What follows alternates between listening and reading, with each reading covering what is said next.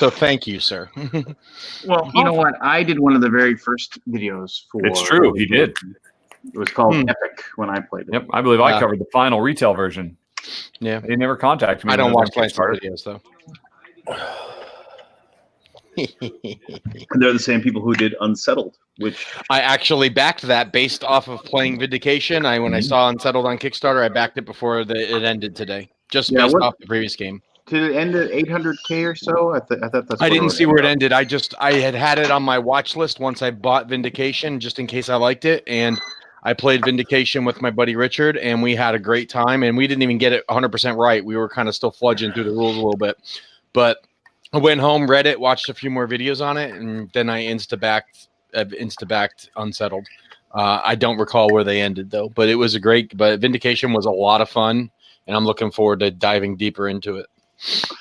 I believe Unsettled will put the Orange Nebula people more on the map. I'm gonna say right now, was Vindication their first game, Epoch/Vindication? Yeah, I believe so. Yes. I will say that for me, an unknown publisher, that component quality and the overall production quality, that game was absolutely out of the park. I was actually slightly jealous of how well put together and how well that game fit back in the box and how useful the insert was, and I mean just everything. It really hit a chord with me, which was so very surprised because you usually don't see that kind of quality out of a new publisher like that. 1.1 million. Well, if it's half as good as Vindication, it'll be well worth it. Yeah. And Mark Needlinger and Tom, the designers, might come on next week. Oh, really? Oh, Just cool. to say hello, yeah. Cool. It's been weird. The last quarter of 2019, I found myself playing a lot more Euro-based games than in previous years. And I don't know why. I think it's time, Pete. I don't know. I fought it for so long because I was always more of a thematic Ameritrash player, but I've found some really solid Euros over the last couple of years that just got me kind of like more peeking behind the curtain to see what else there is to offer. I still prefer my Euros more on the thematic side than just abstract, but I've been gravitating a little bit more into that lane. I'm not there yet. To the party, pal. I'm not 100% there yet, but you're on your way. I'll tell you, I got a good our hooks in you. 10 or 15. Pretty soon you'll be all or not, and no more of the. I don't know if that's possible, CMs. but I'm definitely veering to that lane from time to time now. Where before I would have said 1 out of 100 games in my collection were Euros. Now it's more like 3 or 4 out of 10 are Euros now. So, yeah. I always went back and forth with the thematic and the Euro games. Like every 6 months or so, I would go through cycles. I will say this though: abstract does nothing for me. If it doesn't have a theme to it, it won't grab me. Like I could not play anything that was just pushing cubes around. There has to be something to it. But more recently, they've really done a good job. Companies have done a really good job of merging theme and Euro design together. It's been great, actually. Yeah, pure abstract is an easy instant pass. Mm-hmm. Just no reason to. I mean, they can just do a little bit of extra work and find something that fits it. So you just there are feel too like many games that do that. So you don't have to settle anymore.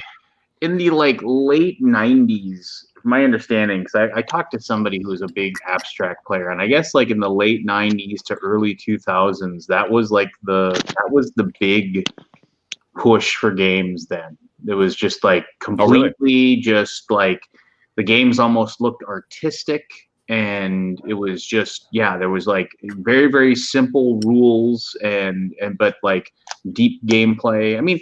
I played Corridor or Corridor as how it's called.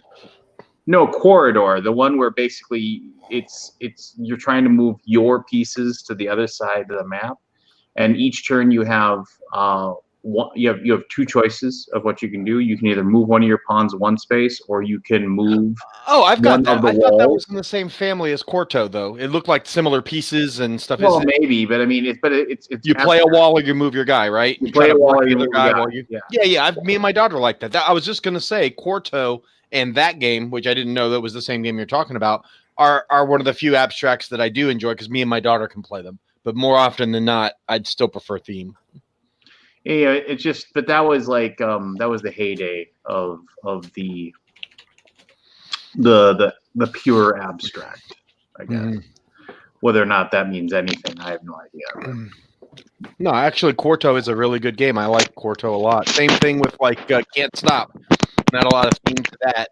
It's just rolling dice and moving the little cones up the track, trying to get the numbers. But for some reason, I think the rolling the dice and Can't Stop like makes it like a not abstract, I guess, in some weird way. I mean, it doesn't really have theme. I thought abstract was devoid of theme. I don't know. I love Can't Stop. I love playing Can't Stop. I do too. Just because I'm the guy who just goes for 2 and 12, you know, and like I just play it to be a goof and try to roll better than everybody else. So, and just get lucky, basically.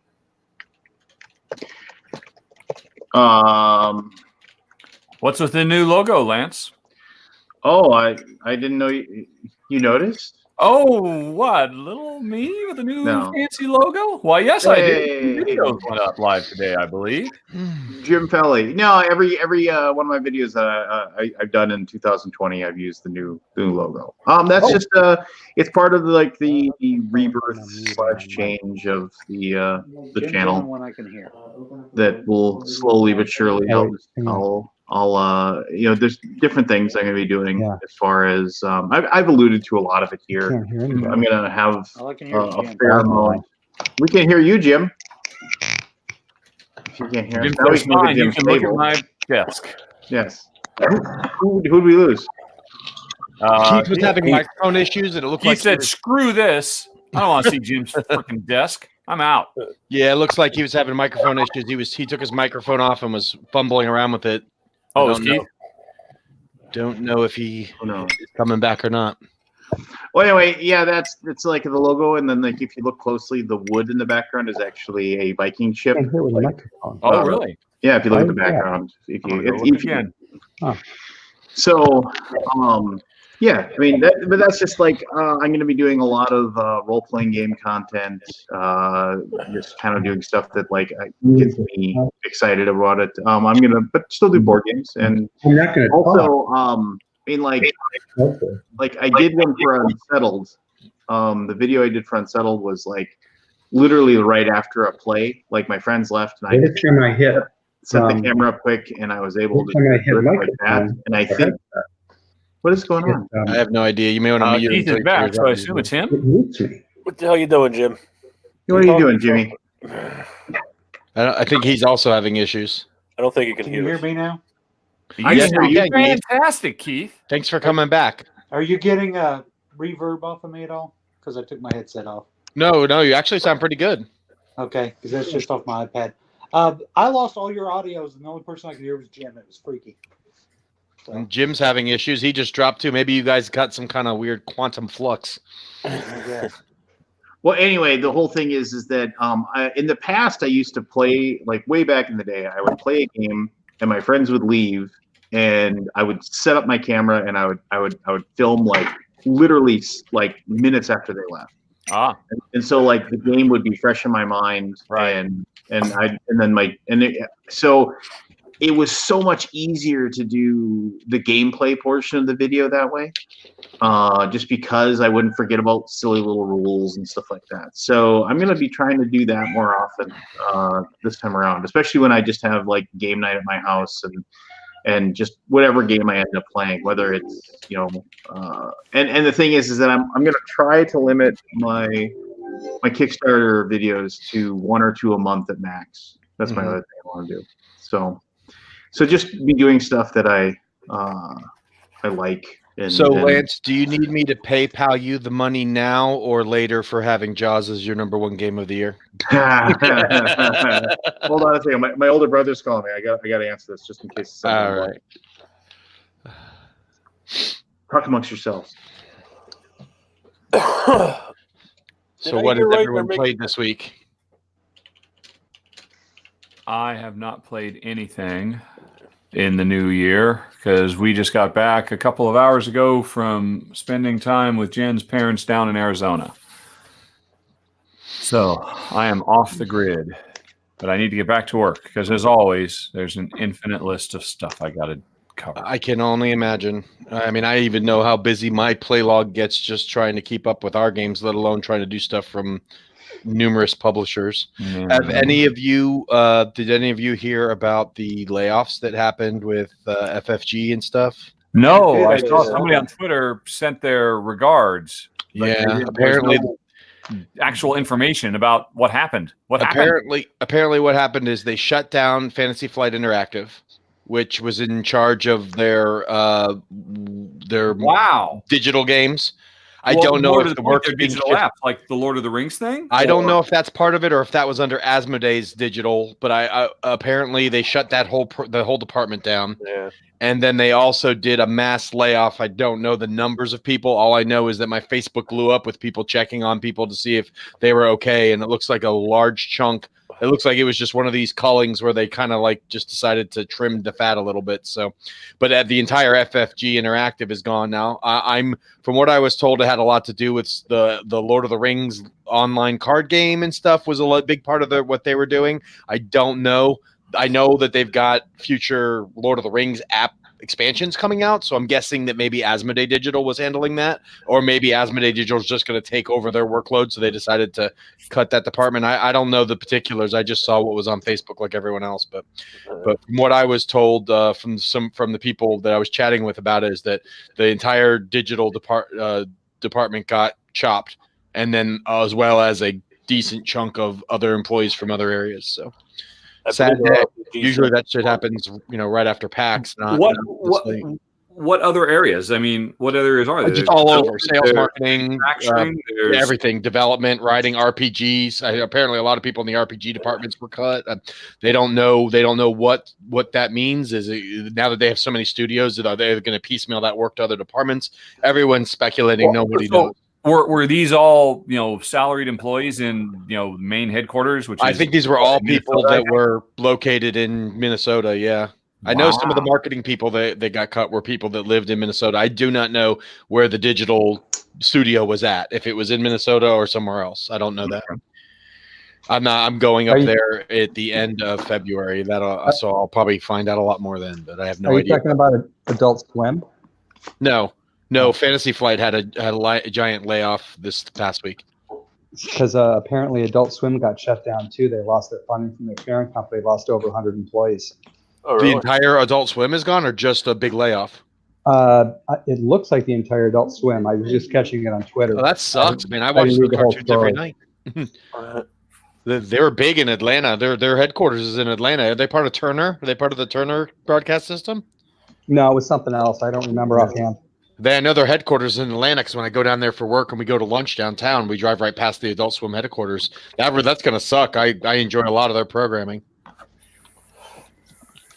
I did not hear about that. I'm going to Google that. That's sad. But yeah, apparently a lot of good folks at FFG lost their job this week. So if you have friends out there, check on them. That sucks. I got no friends. Who needs them? Well, you've got at least 5 right here. Well, I hope you guys are okay. Well, I don't work for FFG, so yeah, I'm good.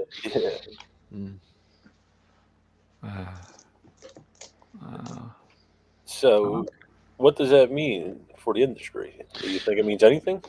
Honestly, I don't know that it means a whole lot of anything because we've even done. I mean, we've gone through a lot of turnover, and a lot of companies go through a lot of turnover. Yeah. It's just a much bigger scale when you're dealing with Fantasy Flight when they have 200 plus employees versus a company like Come On size or like other sizes that are maybe 50 employees. Losing 20% is a much different number when you're talking about 200 versus. Is it? I mean, I just did a search, and Gama Sutra, which is the premier industry news site for video game development, says that over 10 people have been let go from Fantasy Flight, a source close to the situation estimates, and the customer service department and tabletop RPG departments are expected to shutter as a result.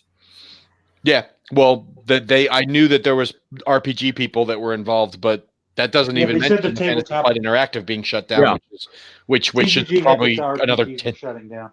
Was that Keith? TGG had the article that the RPG department was shutting down too.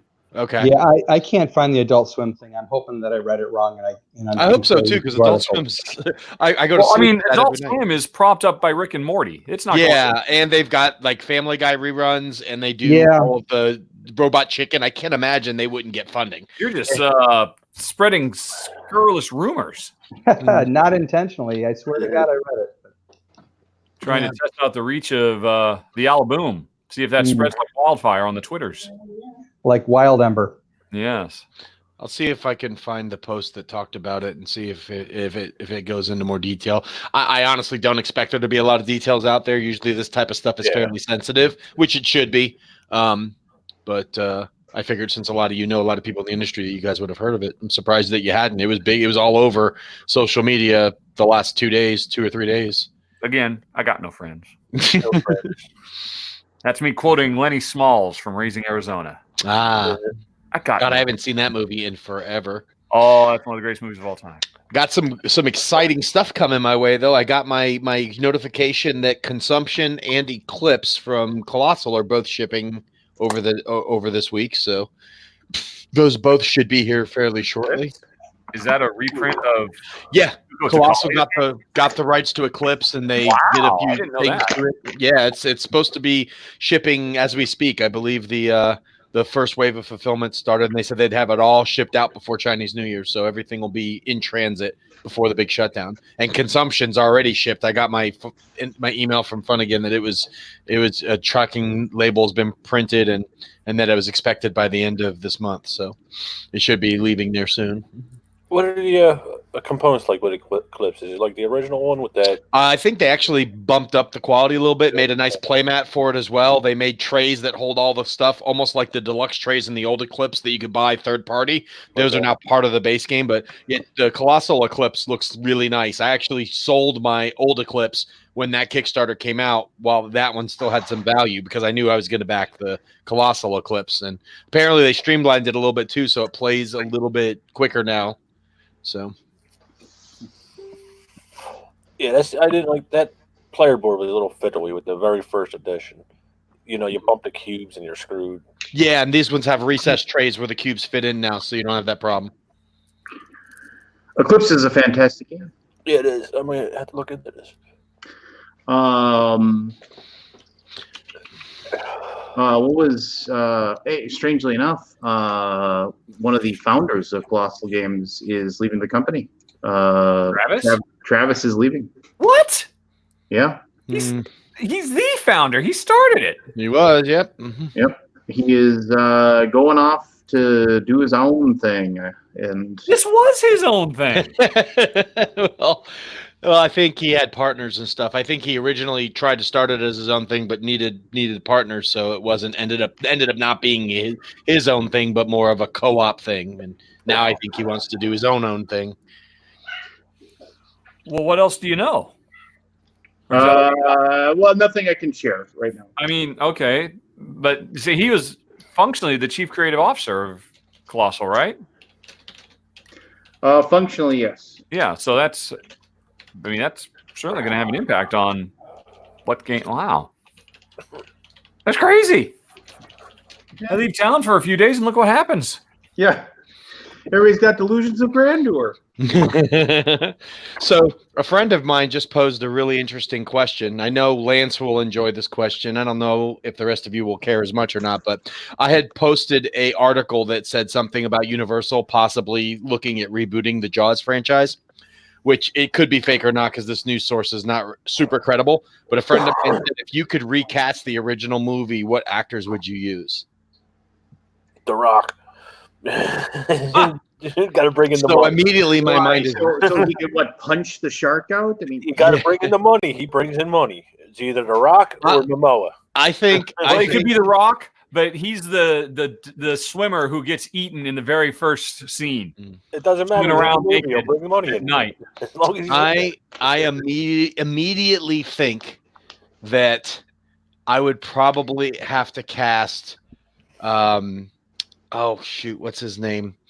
Hold on, let me look up this guy's name so I did get it. Make sure I get the right guy. I'm going to get the guy wrong, but for the sheriff, Brody, Life Scheider, yeah, for Yeah. Brody, Buscemi. Who? Is it John Buscemi, no. Buscemi? He's the funny looking guy from Fargo. I Oh, think yeah. Cooper has to be the guy from that the movie with the guy that played in the Hangover and also did that singing movie, Bradley Cooper. I think Bradley Cooper would play a good Hooper. He's got the scraggly hair, throw some glasses on. You could have a Mark Ruffalo be the sheriff. Ruffalo could possibly do Brody, maybe. I think a Brody is No, leaner the guy who plays and more Ant-Man. angular. What's his name? Paul Rudd. No, but he's Paul Rudd. he's a funny guy actor, and then you'd be expecting him to be funny. He Brody doesn't has have. a few moments of humor in the thing. He But, makes but white no, crack when he's jokes. drunk, that's like the only time. Bigger boat. Let's see. You don't- Robert Downey Jr. is Quint. That would work. I mean, he would No. be weathered. I mean, if you look at him now and like when he isn't all dolled up, Yeah. like, he does still. He's got the actually, I'm trying to think of like actors in their 60s that could pull it off. If you wanted to put a really interesting spin on it, can you imagine if Hooper or Brody were played by Tony Shalhoub? Tony Shalhoub. Oh, Ewan McGregor could probably pull off Hooper. Ah, yeah. I think Paul Tompkins wins in the chat. Sam Rockwell. Who's Sam Rockwell?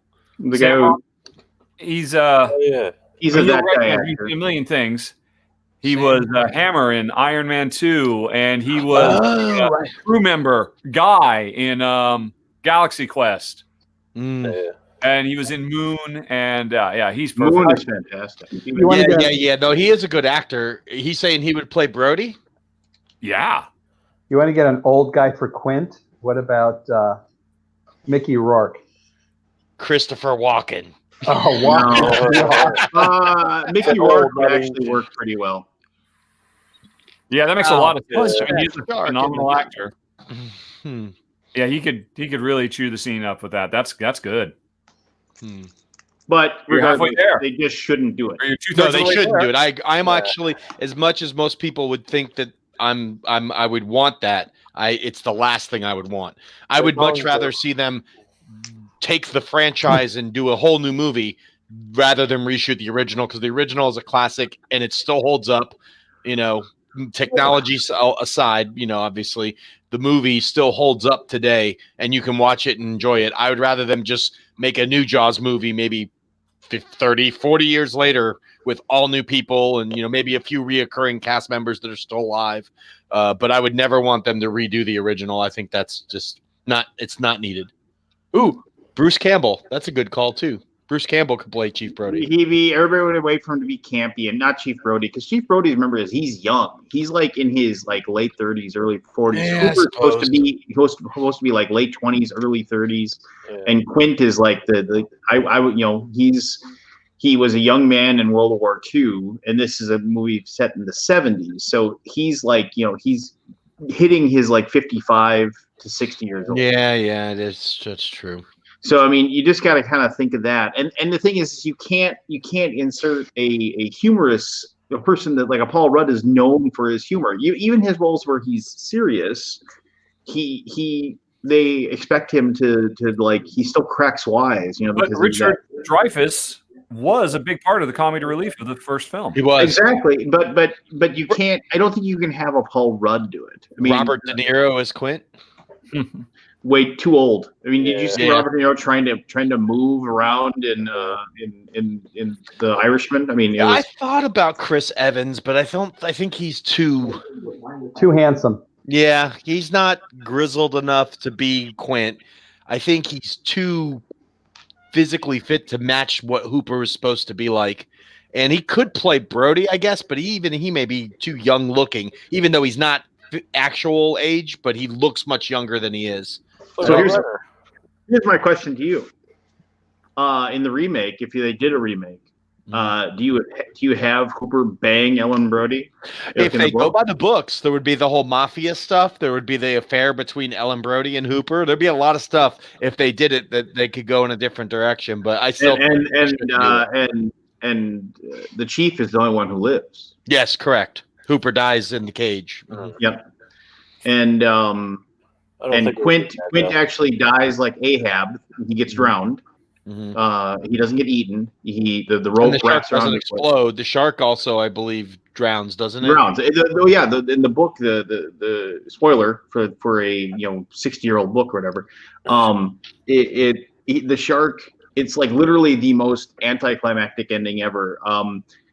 Brody is like sitting there, and he's in the flotsam and jetsam of the remnants of the boat, and the shark is heading right towards him, and and all of a sudden it just starts slowing down like a car that the accelerator pedals off. The barrel's finally caught up to it, right? The barrel, and it basically was drowning as it and the momentum actually carries it so it's like within, he can reach out and touch it with his hand, and then the shark just starts to sink into the water, and then he looks down underneath, and he can see like the carcass of the shark is just like, because sharks sink when they're dead. And so it's just being held up by the barrels, and you can also see Quint's body like still wrapped up in the ropes, and also like just like floating in the water, and then he just swims to shore. Yeah, they definitely made good changes for the movie to make it more movie-esque, but it is actually quite a bit different than the book. Two things that would bother me is that, one, they would CGI the shark, which would ruin it. Yeah, if Spielberg's involved, they may go practical, because nowadays the technology would make it work. But I don't know that they would. The easy out is to blue screen everything, which would suck. Yeah. And then the other thing is that you just couldn't. I mean, part of the great thing about Jaws was the fact that it was so what's what I'm looking for here? They hid the shark for so long, and the thing is that the big climactic movie ending of the shark blowing up or whatever. I mean, Peter Benchley thought that was the dumbest ending of all time. He got thrown off the set. He was on the set, and they explained what he was doing, and he got into a huge argument with Spielberg, and so Spielberg actually had him removed. Because he said this is the dumbest ending ever. This would never happen. And they got him off the set and threw him off. So Danny Trejo as Quint. Ian McShane as Quint. Yeah, Ian McShane, the guy that from Game of Thrones, the Onion Knight. Oh. The thing is, and also Timothy Oliphant. So you get a Deadwood reunion. The thing was, actually, Orlando Bloom would be a good Brody. Orlando Bloom. He's too pretty boy. No, did you see him in Carnival Row? I did not. He's burly, but still a pretty boy. I don't know. I think he's got that angular look. Willem Dafoe looks just too odd. Plus, in the book, Quint doesn't look. In the book, he's bald. And he's in the book, he's like in his 70s. I mean, he's like Chris super old. Pratt as Chief Brody.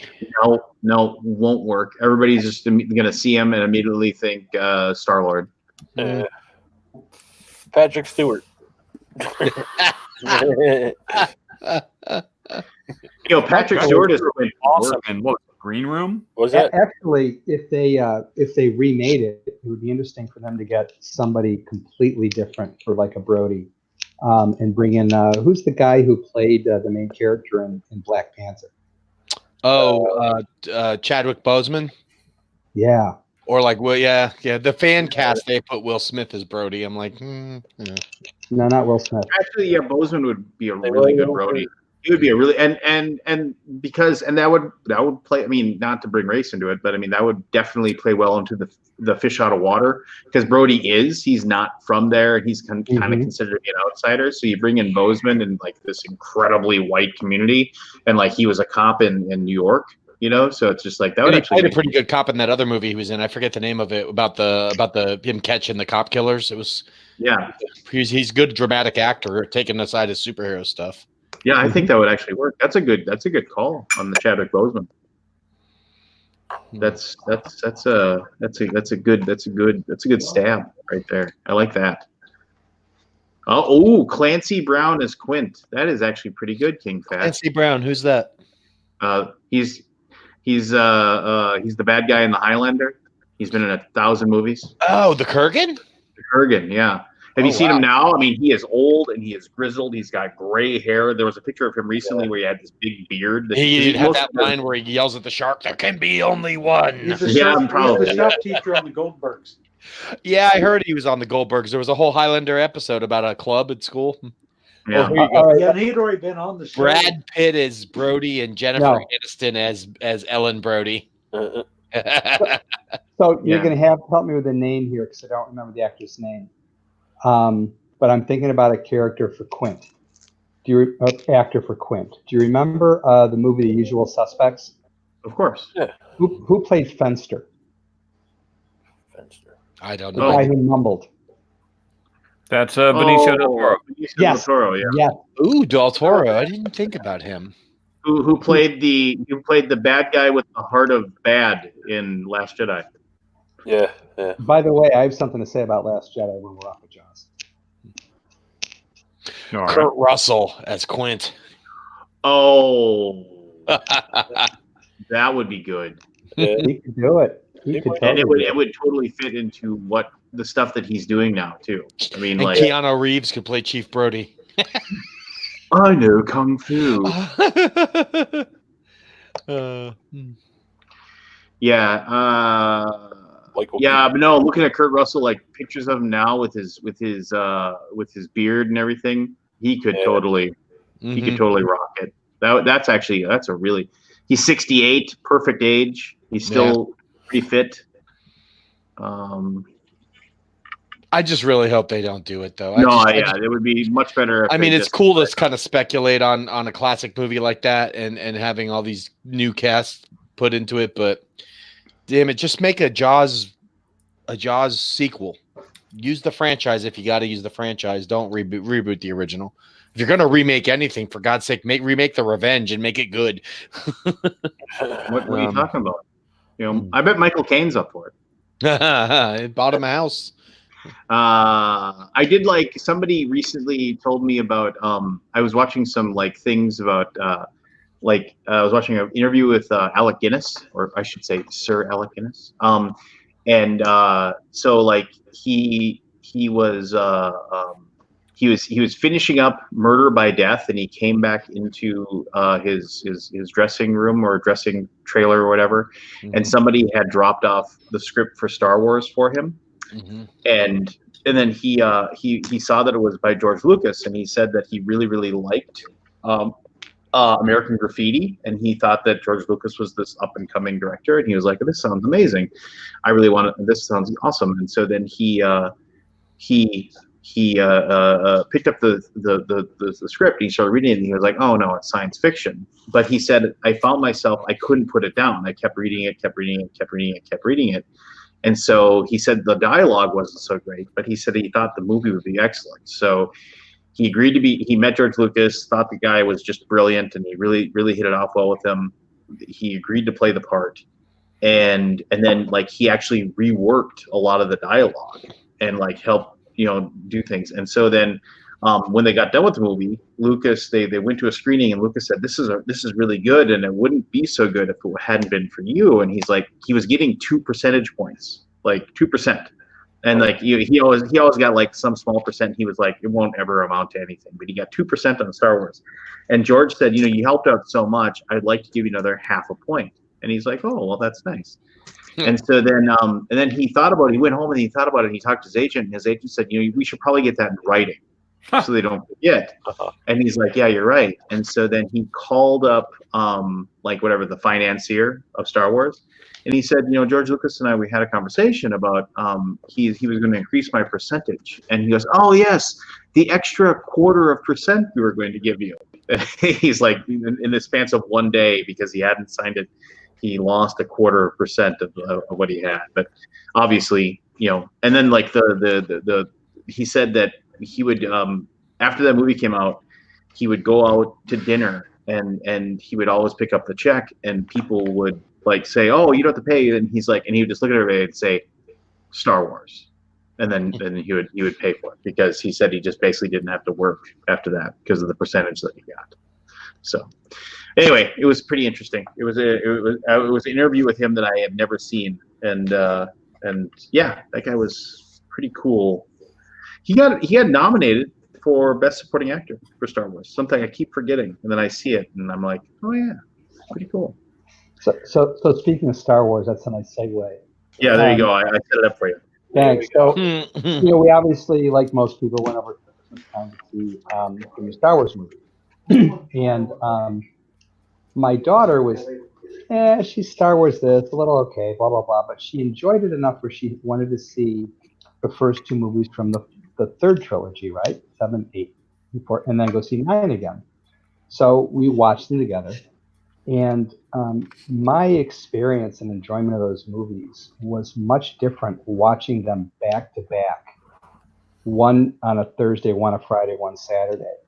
And I really enjoyed the same statements in the first movie and the last movie with different meanings. And I think they really laid it out a lot better than I thought they did when I saw them a year apart. That's my comment. I have a comment about Last Jedi. It's growing on you. You know it. So in the grand scheme, and I haven't rewatched it, I'll just say that right now. But in the grand scheme of things, as far as telling the full story, it does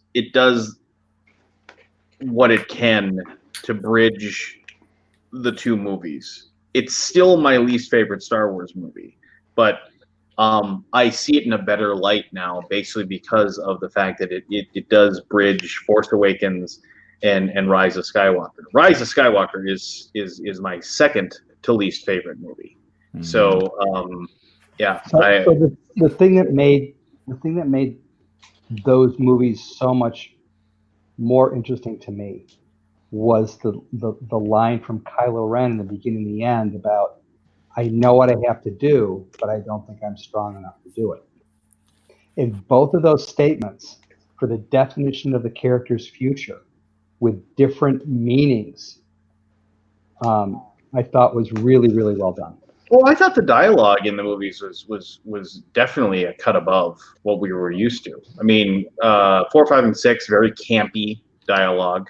I agree, but I'm not talking about dialogue as much as I'm talking about, I know what I have to do, but don't know if I'm strong to do it. His father saying, you are strong enough. But what he had to do was so different in both of those to redefine the future. That's what I found so momentous. The same line spoken with such different intent and outcome, which really bridged his character arc, I thought, brilliantly. Yeah, well, whatever. I don't know. Keith is defusing a bomb or he's making ammunition, one of the two. Who? Me? What? You? No, I'm not. I'm not making that noise. Oh, that's somebody else clicking, clacking. That's Richard typing. Yeah. Tippity tapping. Oh, I'm scoring this game.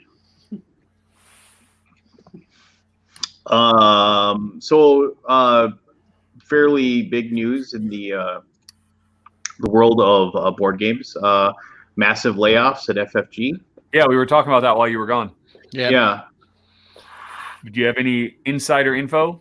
I mean, I know a few people. FFG is like the one place where you think, since they're kind of based in Minnesota, I'd have more. I mean, yeah. There's a couple that I pal around with a little bit, but from what I understand, both of them made the cut. So I can only imagine that if they hadn't, I'd know more. I'm guessing, and this is a complete guess here, but I am guessing that it is it's just an after a buyout. Usually when somebody gets bought out, like you have a thing where like they go through a giant upheaval, right? And this was just something that was, it's mostly from their digital, which, from what I understand, FFG doesn't have that many real full-time employees. I mean, this is kind of like, Over 200. Yeah, but I mean, that's like half their workforce gone. So, I mean, it's one of those things where I'm pretty sure they have redundancy, and they just were like, yeah, we're just gonna, be done and move on, kind of thing. And the other thing is that okay, so I mean, how many artists do you have on staff? How many, like, you go into all the things it takes to create a board game. And it's like, I can't imagine that they weren't just thinking that they can contract out, or that, Asmodee doesn't have their own artists and things like that. So I don't know. It sucks regardless. But I don't think it's because like I don't think it's at all the industry is taking a downturn or anything like that. I think it's just one of those things where accountants looked at it and said, we could cut all of this and save how much more money. I mean, people have to remember that it's owned by Asmodee, and Asmodee in itself is owned by basically a giant, like, wealth investment capital firm, So, and Asmodee is just one of its many branches. So I'm sure they're just like, cutting the chaff and making it more profitable. So there you go. Anyway, there you go. There you went. But that's just I'm just guessing. That's just me throwing darts. Does anybody know what's going to go? Anybody play any games? I just finished Trismegistus at the moment we were speaking. Oh yeah? What'd you think? Yeah, it's all right. You don't ever get to accomplish what you think you're going to get to accomplish. It's one of those. So it's kind of tight. It's like I never bought any artifacts the entire game. You got to work hard to get a few things done in that game. Yeah, you do. You work hard to get a few things done. And playing it by yourself, 2 players, it's hard to keep track of all this shit going on. Tell me about it. That's my life. So, yeah, hey, I'm cool. sorry, Lance. I can't stay on. We just spent most of the day flying to get back home, and I can hear outside they're done watching God Friended Me. So I'm going to go back out. No, that's fine, man. I appreciate you coming on when you could. Yeah. Sorry. So I'll catch you next week. And don't forget to watch Endgame so we can argue about how awesome it is. Oh yeah, that's right. I told my daughter we'd watch. I'm watching it tomorrow. All right, I'm prepared. Okay. All right. Are you rewatching Endgame or you're watching Endgame? I guess I'm rewatching it. I'm going to take notes about things that I don't like, and then he's going to tell me why I'm wrong. You're wrong. You're wrong. Definitely wrong. Mm-hmm. The movie's fine. I just think it was a weak chunk of the whatever. That's fine just fine. is the correct term for that. I will disagree with fine. What do you think of Trismegistus? I said it's pretty cool. I like the mechanisms, but man, you have to work hard to get anything done. It's tough to get stuff complete for sure. But it's not too complex. I'm annoyed by the misprint on everything in the game, where the symbol for copper is upside down. That annoys the crap out of me as somebody that understands alchemy symbols. But other than that, it's cool. I liked it. I'll try it with real people now. With real. That's usually a plus. No, Trismegistus is like one of many. I guess like other games just outshined it, but it's definitely in my honorable mentions of best games. Yeah, of the year. there's definitely better dice drafting games without a doubt. There's no doubt about that. But it's an interesting game, so it's worth giving a play to. I'll leave it at that. What do you guys think the fate of this year will be? Roll and Wright's been the last couple of years, and before that with worker placement, blah blah blah.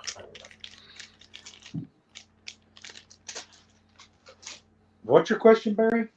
What do you think the new fad of the year will be? I don't know. Same things they always are. Sadly. I think Roll and Rights will continue to be pretty hot. Oh yeah, I think Roll and Rights will continue to be hot. I'm burnt out on them now. Mm-hmm. They've, I like them, but there were some stinkers last year that were overhyped going into it that, or maybe not stinkers, just greatly disappointed with it, like Imperial Settlers Rolling Right. Yeah. I found that one to be very disappointing. Did not like it. But there were some really good ones too. Copenhagen Rolling Right's pretty good if you like Tetris-y type games. And Cartographers is good. It's flipping right, but still a good game. And Dizzle I like a lot too. Out of the Rolling Rights for this past year. Yeah, the best roll and write that I played for me it was Cartographers. That was the one I enjoyed the most, and I listed that in my top games for the year. If that game did not have the fantasy theme and make you feel kind of like you were drawing dungeon maps and stuff like that from when you were a kid, would you have liked it as much? Maybe not, but I'm okay with saying that the theme is the reason why I enjoyed it. No, that's a perfectly valid reason. I just wondered if. Like, for me, that theme sucked me into that game more than it would have if it had a different theme on it. If it was a city building game, same type of thing, I don't think it would have pulled me in. I think the fact that you were building a map with the fantasy theme, it helped me a lot. And it's one of those things I wonder just how much does the theme pull us into something like that where it doesn't really boost us up? Well, I mean, for me, it does. I would say like there's at least both my 14th most favorite game of 2019 was Nakatomi Plaza. And that game has to have that theme. If it was just one dude fighting against terrorists, it would be very boring, So and the same went for the fact that Jaws, is the most fun game I played all year. And that's because of the theme, and I don't deny that at all. But I think that people arguing that like, oh well, it's just because of that theme. Every game is good because of multiple factors, and I think theme can be very, very much the main component. I think that's good. So I don't know that Jaws was my favorite game of the year or up there. But I do think no game for me all year did the theme match what you were doing in the game and make it feel as core to the game as Jaws did, right? That it's a great, easy to learn hidden movement game that just fits that theme perfectly. It's just awesome. Yeah, but it also has one other component going for it in terms of theme. I don't mean component like a component of the game. The theme fits the game. The mechanisms in the theme work well together, but you also have the social knowledge base. The sort of nostalgia is not the right word for it, but you have the pop culture element that plays into it also. I think brings a lot into it. Well, yeah, everybody knows the theme so well. That's what usually makes those games such a miss a lot of times, because when the source material is that well known, you got to do a good job or it's going to suck. Because if you just half-ass well-known source material, it's going to be a stinker. Yeah, and that's where I think that you can really suffer a problem with an IP if you inadvertently or deliberately, for the purpose of gameplay, deviate from canon, because you get people that say that's not canon. Jedis can't do that, or things of that nature. Hey, Pete. Yeah. Which is better shark game, your shark game or the Jaws? Jaws. Damn it, man. More mass appeal, easier to play, lower play time. Which one has better components? That's a toss-up because the upper deck one did have some pretty good components. The dice were nice. The barrel was cool. Yeah. I think for a game designed to go into Target, Jaws was amazingly well done. Yes, it was. So back to Barry's question. I suspect we'll see more of these sort of hidden communication games, or I should say implied communication like wavelength and medium and code names and things like that. Those seem to be pretty popular and growing in popularity. Yeah, those things will keep going. I mean, they're basically party games for the most part. Yeah.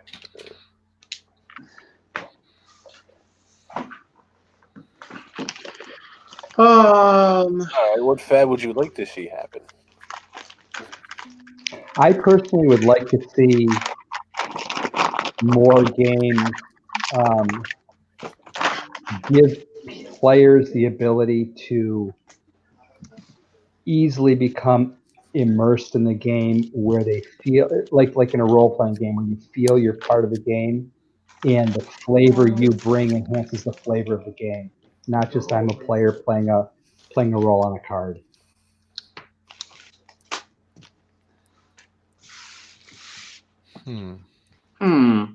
I think that's easier to do with games that aren't very strong IP. So for example, if you've got a Disney game like Villainous, for example, everyone has their sort of view on how to play Maleficent, and it's derived by the movies that they see. They're trying to play according to the role that's been played out for them.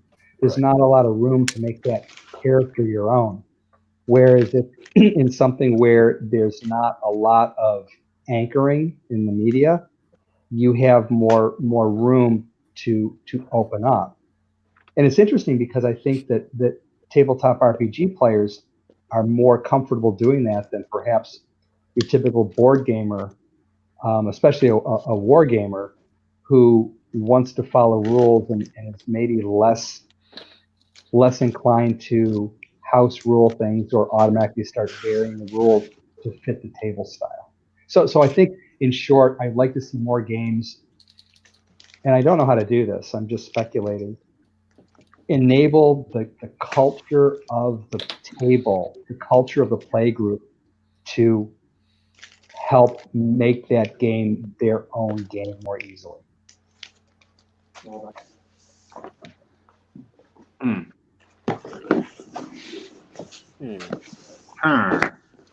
It is hard.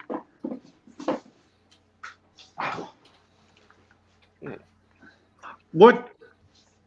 You know, let me give you a sort of an analogy. It's like, No, I understand what you're saying. I'm just how Okay. you implement it is what I'm thinking about. Yeah.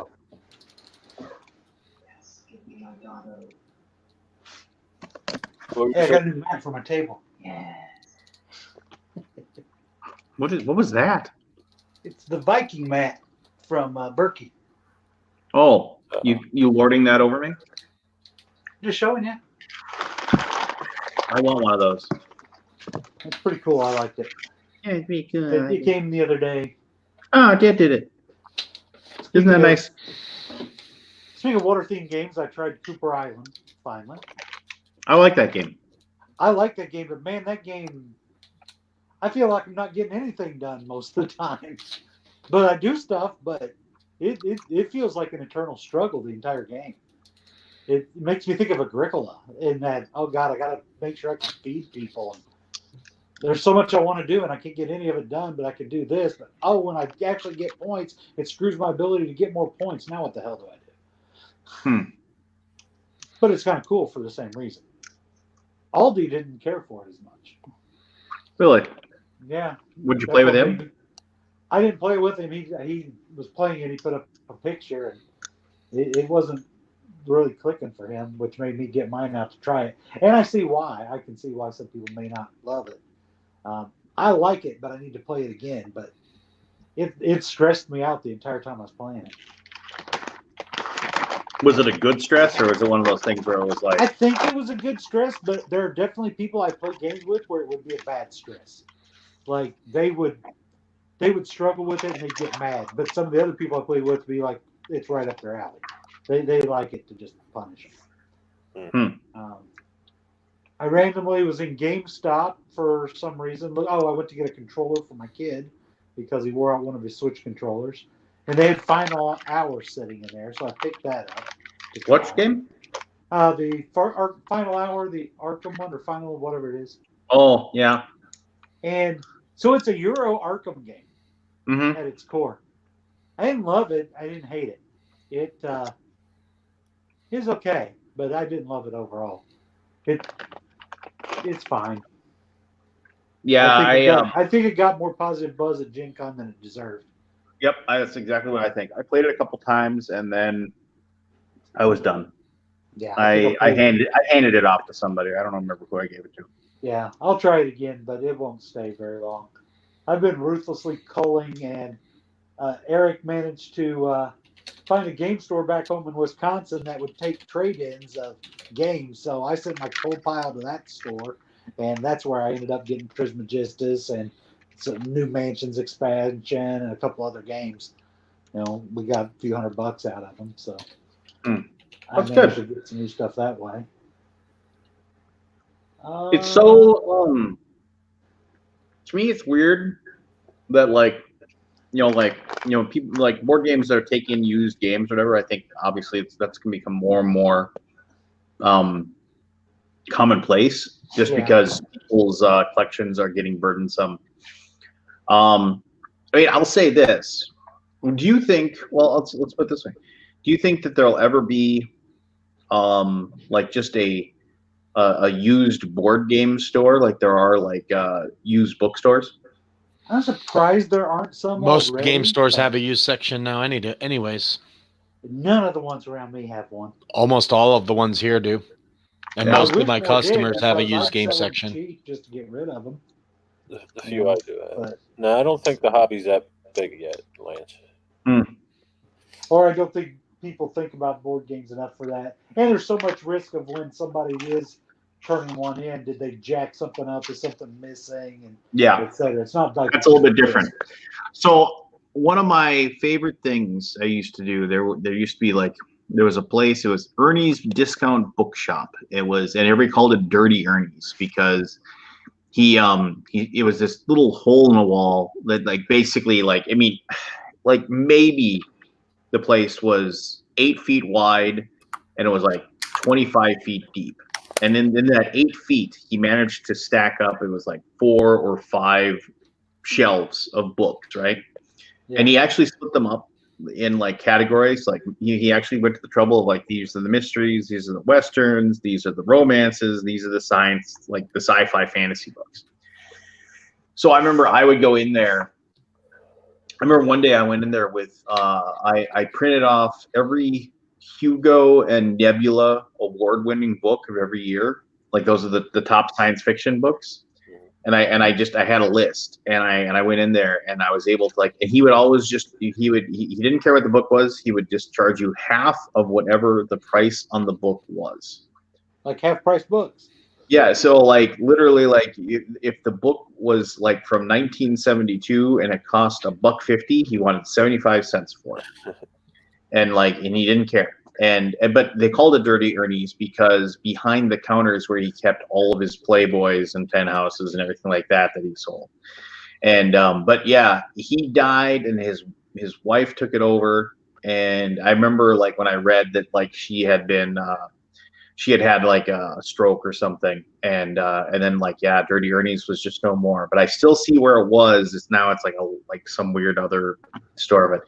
That was like one of my favorite. This smell of Dirty Ernie's bookstore was just and the thing is that there is one used bookstore left in town, but I think even those are kind of going away now too. Because I mean, people don't want to go places to dig through stuff anymore. I mean, they just want to like, I don't know, just go to Amazon, download their book. Well, on that note, I'm going to say goodnight, everybody. Well, good night to you, Good night. Jimbo. Keep that keep that whatever it is, that rug up forever, please. Tapestry. You got it, boss. Have All a good one, guys. Ciao, ciao. Right. What happened to Keith? I'm here. Did I disappear? I went to another tab on my iPad. Roger that. When the hell's Aldi? I don't know, man. I talked to him. Well, I mean, I didn't like talk to him. I Facebook messaged him, and we talked briefly the other day. I haven't talked to him for a couple of days either. So here, I'm going to bug him, see if he's around. Oh, anybody else get a copy of On Mars? I did. I like it. I got it, but I haven't even looked at how to play it yet. I didn't punch it out. That's about as far as I got. It actually cracked into my top 14 because I was able to play it a couple times, and I really, really like it. So. Is it crunchy as hell? Yeah.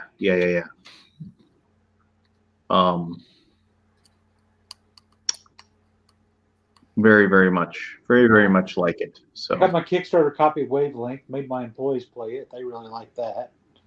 So that went over well. Yeah.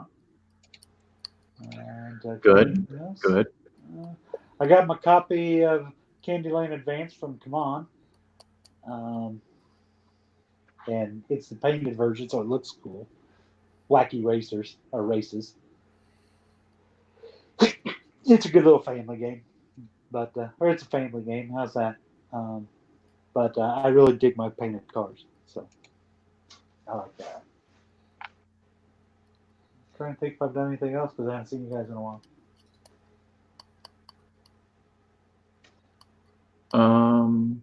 Give me a second. Pete's intently focused over there. I'm writing down my recast for Jaws. I'm on my last one now. Apparently, he's been booked to help cast the new movie. So, I can't think about anything else right now, so I'm just doing it and getting over it. All I got to do is cast Michael Brody, and I'm done. and Pete Shirey as Yeah, I'll be an extra. I'll be fat guy on beach. you'll be Bruce. Fat guy on beach. Are you sure that you could pull that off? I could. I'm pretty sure I can. Everybody else is running away from the shark, trying to get on the shore. I'm trying to hug it. A group of people throwing buckets of water on you, trying to roll you back to the ocean. Oh, boo! Well, he's saying fat guy on the beach. I'll be right there next to him. Oh, he actually responded, Aldi. Oh, he did. He's Oh, alive. he's at the headquarters. I'm gonna give him a little crap here. We are beginning to think you do not like us. There you go. Now just start the guilt trip. The headquarters is pretty cool down there now. He's got the whole building with the logo on it and everything. Yeah. Quite hot. Who else is with them there? Well, la-dee-da. Good for him, I guess. But I don't know. I like it when Aldi hangs out with us. I do too. All right. But no, I mean, does anybody have any anticipated games that they're looking forward to for this year? Whether it's like 6 months from now or anything like that? Oh God, I'm looking forward to the Isle of Cats, which I think is in the process of shipping right now because I like Tetrisy games. So I'm looking forward to that one because I kickstarted it. Trying to think of what else, because I don't really know what else coming this year yet. I haven't paid much attention. Yeah. Oh, since the last time I was on the show, I did post it in our group, but I didn't talk about it on the show. Is I got my oldest ever Kickstarter pledge that I thought I would never see. That I pledged back in 2013. And it arrived a few weeks ago. Wow, what's that? This is one where the original group took the money and ran, and then the designer took his rights and shopped his games to someone else, and they agreed to publish it, and they fulfilled all the unfulfilled Kickstarters when they published it. Oh. And I don't really care about the game anymore, but it's Airborne in Your Pocket is the name of it. It was from the same designer as D-Day Dice, those things. But what's funny about it is the game's called Airborne in Your Pocket, and it's this big. You better have big pockets. I need a big-ass pocket for this game. But yeah, he was the 2009 and 2010 nominee for Board Game Geeks best print and play board game. Hmm. It's that long ago, but I officially have no longer been screwed on any Kickstarter projects of not being delivered, I should say. Well, I'm still waiting on 2. One I'll probably never see because Elad was a liar. The second one is I thought he might probably be also here, not going to show up, and they're also liars. So we'll just let it go at that. Let's see. As far as anticipated, let's take a look at the old Kickstarter list because that's the only ones I know for certain are coming out. So I'm just gonna say this. Somebody mentioned Abomination, the game about being making Frankenstein monsters and stuff like that. I really, really like that game. It just, it was definitely somebody mentioned that in the chat. It was definitely something I played, but I only played it, I think I played it twice, and it just didn't hit the table as much as the other stuff that that made my top list. But Abomination I loved the theme in that game. And to go back to the earlier comments we were making, if Abomination had a totally different theme than being the whole gothic horror type of and very grim sort of game, then I think totally it's one of those things where I probably would not have liked it. So the theme in that one makes it awesome. I don't know if you guys have played it, but it is. No. It is. You want top 5 or top 10, Keith? Top 5 or top 10 what? Most anticipated games for 2019. Oh, it wasn't my topic, so whatever you want. Oh, whose topic was it? Was it yours, Lance? Yeah, I just brought it up. Top 5 or top 10? Just give me your top 5. Top 5. Okay. I would have to say, in no particular order, Merchant's Cove. Real excited about that one. Oh, I think I backed that one. I think that one looks super Merchant cool. Cove looks really, really sweet.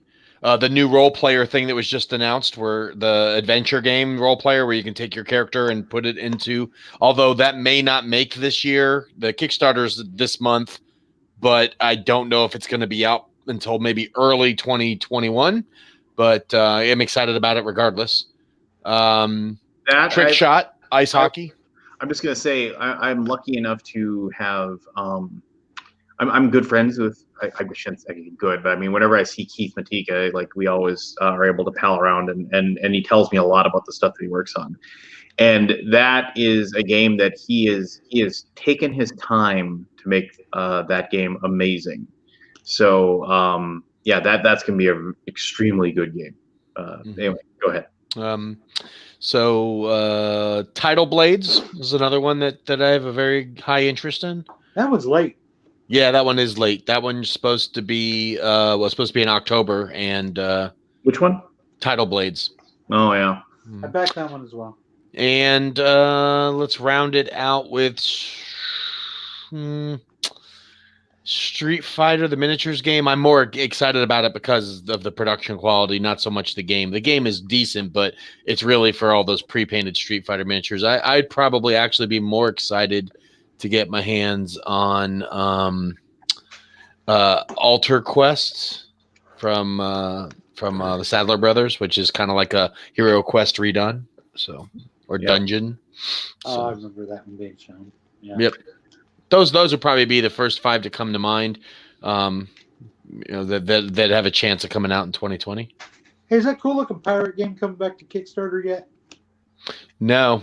Not that I've seen. At least I had backed the first one, so I think I'll get a relaunch email if it does. He is shopping it out to prospective publishers to see if he can get somebody to partner up with him.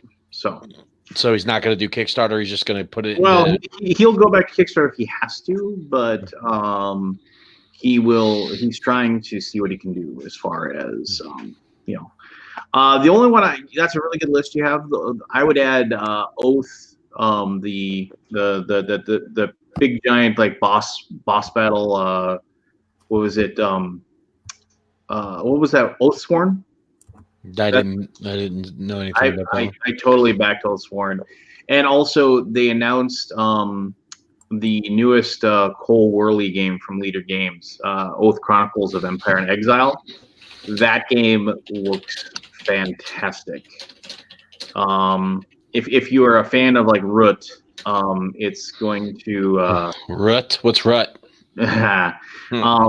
So it's totally like it's a if you read the description, it's like players take on the role of agents, bolstering the old order or scheme to bring the kingdom to ruin. The consequences of one game ripple through those that follow, changing what resources and actions future players may have at their disposal, even altering the game's core victory condition. And so it's very legacy, but what they're saying, it's like you can reset the game. So it doesn't require the same play group from one game to the next. You can play solo and then several generations, and then you can then like boot it up and like have it like so that never happened.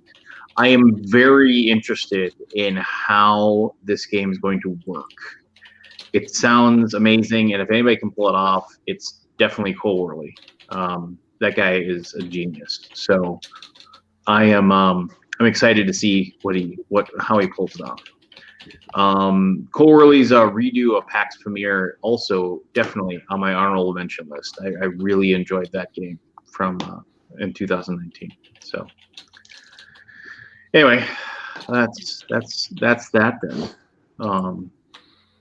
Well, let's see what's on my list. It's crap I backed. So I know what I'm looking at from at least Kickstarter, because I don't know what's from commercial.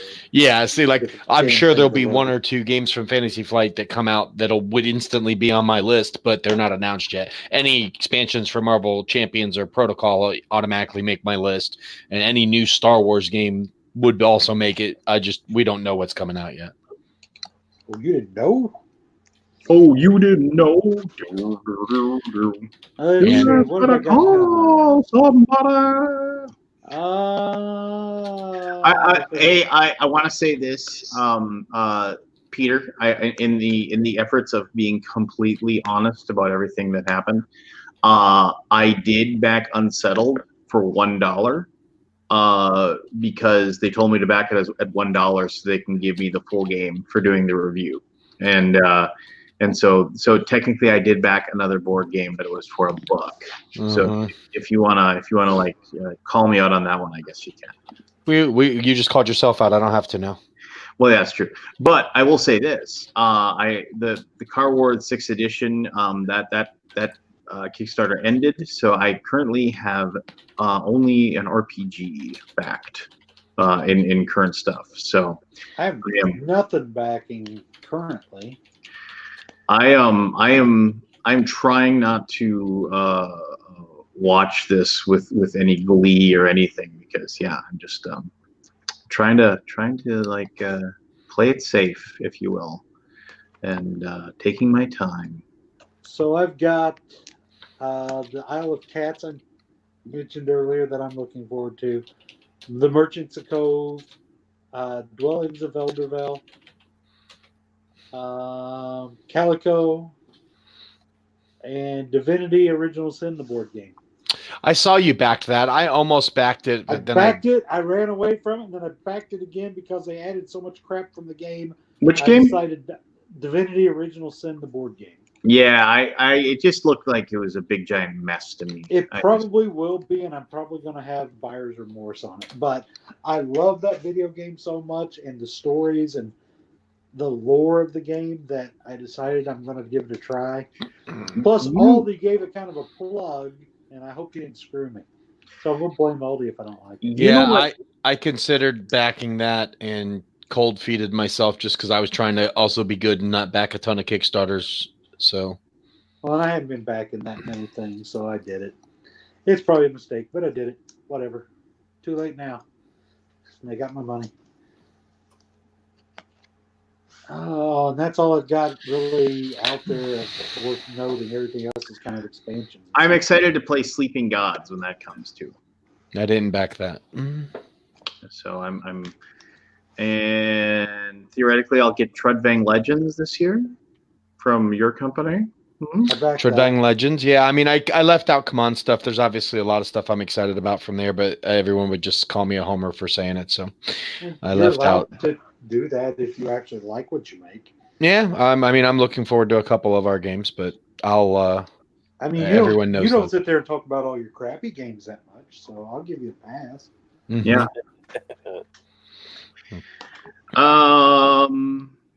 Yeah, I just it's one of those things where it's man, I was trying to go through my my list of shame. I can't even bother like even being upset about these really old ones anymore. I just feel No, my I've given up on Airlines. I've given up on Dog's Life. Those are the two. I know Rambo's still coming out. I know Street Fighter's coming out. They're just delayed, but they've been showing production pictures and showing the process, and they've been communicating on a very weekly to monthly basis. But the one Hollywood Death Races, they actually said the project's dead. They at least told everybody and said they would refund a partial amount of the money at some point. I don't expect it, but at least I know that's dead. I just wish Eli would just say the project's dead. You're not getting your money and move on.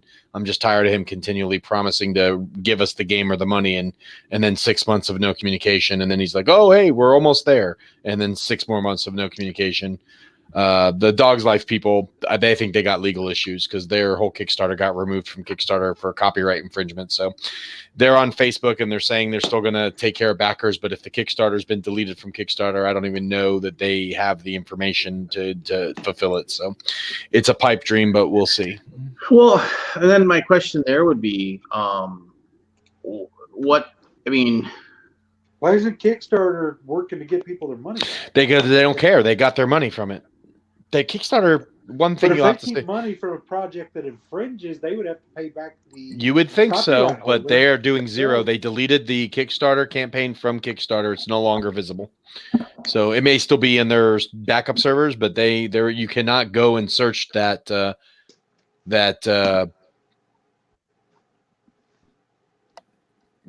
you can't find it anywhere. So they obviously don't care enough to kick that money back because then they lose all their cut of it as well. So Yeah,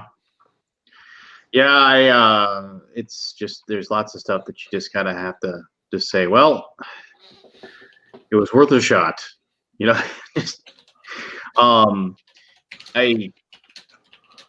it's infuriating sometimes when you look back at the stuff, but it's like you also just are like, well, whatever, it just it's you just want to you want to just give up, and it's just but it's so annoying, that like it's just like just say that we're alive, and it just, but no. I'd have more respect if they just said, hey, we're not going to be able to make this work. I'm sorry. And move on instead of giving these glimmer of hopes every year saying, oh, we're going to work to do this or work to get refunds or work to get a new game deal worked out when they obviously know there's nothing going on. Like when you go a year or 6 months without even being able to post an update because you have no new information, you've pretty much told us what we need to hear, but you won't give us the closure to actually say it. Forrest is in the chat. Oh, he is he? I guess we can. So Forrest, 15 minutes. Oh, relax. They really should fix that so it like dings you or something. Yeah, I know. I should. Ding his dong. Hey, does the computer work? Amazingly, it boots up in like 6 seconds. Okay, good. So it works. That's I always get worried if sending it through the mail. I was worried like it would get banged around or something. No, it's insane how much quicker it is. Forrest, are you just hanging out in Michigan all the time now? Okay. The only thing you need, the only thing that would probably really boost it up is if you got a better video card. If you wanted to put some money into a video card, you could swap out. But other than that, I think it'll suit your purposes pretty well. That's just for gaming, though, right? Well, but a better video card will also just help with processing power. I think you just got the onboard video for like on the motherboard, which is probably if you're just using it for a web machine and for doing some Photoshop stuff, it'll it'll do just fine for you. But I mean, but if you got a little bit better video card and you wanted to plop that in there, it would work a little bit better. So, but then again, just as long as are you using it right now, or where is it? Oh yeah, I'm using it right now. Oh, look at you. Is Lance the only one that can hear him? I can hear him just fine. I hear you. I can't hear Forrest at all. And you're complaining? No. Yeah, why are you complaining? You don't have a headset on, do you, Keith? No, That's why. I can hear everybody, but no Forrest. That's weird. Might be a blessing in disguise. I don't know. Keith sucks. Keith, he's giving you the business.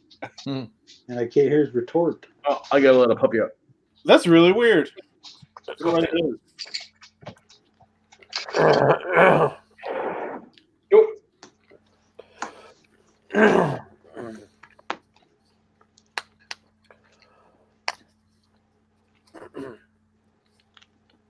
Oh, Epic Gaming Night's in the chat. Okay. They went to bed. Oh, did they? Yeah. He already said goodnight at some point. I remember seeing that. So, Pete, do you have any good recommendations on the Oculus Go? I know it's not really a gaming rig that much. Nah, for the Oculus Go, I mainly stuck to experiences, not games, because most of the games aren't that good. You only got you don't get 6 degrees of freedom, so most of the games don't feel like VR. So I would stick to experiences, watch movies, watch videos. It's great for watching YouTube and stuff. Netflix, that stuff it's great for that. For games, not so much. Well, of course, I have a Quest and a Rift to compare to. If you're not, I would recommend there's a ping pong game that worked okay with the controller. There was a couple arcadey type games that worked okay because you didn't need to be able to grip or to climb or do any of that stuff. But for the most part, I would stick to experiences and stuff. Just like encounters, interactions. Like the Discovery one was pretty good. It took you around the world and you got to see exotic places in 3D and stuff. That's kind of what the Go is meant for. I don't think you're really expected to have much fun gaming on it. Yeah, that's what I figured. There's yeah. For It's not great. having the VR though, I like It's a great for a first step though. I mean, it was cool. When I got mine, I enjoyed it. My daughter loved it. Great for the kids because it's real easy stuff for them to figure out. But for someone who games regularly like you, the games won't hold up for you. You'll get bored with them easy because they're very rudimentary stuff because of the controller's limitations. Yeah, that's what I was worried. But yeah, my kids have been loving it. We've been getting on YouTube. There's YouTube VR, which is just It's pretty cool. like something as routine as like some guy just feeding the cat. And it just the kids are loving it because it makes you feel like you're a cat. You're on the floor with the cat. Mm-hmm. Yeah. Whoa. I've been playing a ton of VR stuff lately. Trying to coax Keith to play with me, but it hasn't broken down yet. No, because I haven't played it at all for a while. Last thing I played on my VR was, well, other than VR Gun Club, which I haven't played in 3 weeks, was I played a little bit of Trover. I heard VR Gun Club was pretty cool. I've been playing a lot of Path of the Warrior. It's like Double Dragon in VR, except you're one of the guys. It's really cool. Real old school game. And it's going to have multiplayer available soon where you'll be able to play 2 players. And it's just an ass-kicking fun time. And in between each level is like a mini game where you can do like arcade games and stuff. Like classic arcade games. It's pretty sweet. And I've been playing a lot of Stormlands. Stormlands a really cool VR game. I'm probably buying Asgard's Wrath at the end of the month. That's like the best single player game on the Rift. What is it called? Asgard's Wrath. It's an amazing single player experience on the Rift. Stormlands is a really good multiplayer. Asgard's Wrath is like the best rated game. Came out this year or last year, and it's just been blowing people away. 40 plus hours of content, and for a VR game, that's a lot. I have to give it to Forrest. Forrest gave me my best ever laugh so far in 2020. Oh yeah, Which I was show a picture of him naked. No, I was talking to him, and he was talking about how his left center right review in December made him like $20 on AdSense, and then I started laughing. He said, "Hey, $20 is $20." That's a very Forrest thing to say. And I said, if there was anything that encapsulates Forrest Power, it's $20. It's $20, man. And then he said, and I was already laughing. I mean, I'm talking to him in the middle of a grocery store. And I had to stop. I was laughing so hard. And he said, "I'm putting that on my tombstone, man."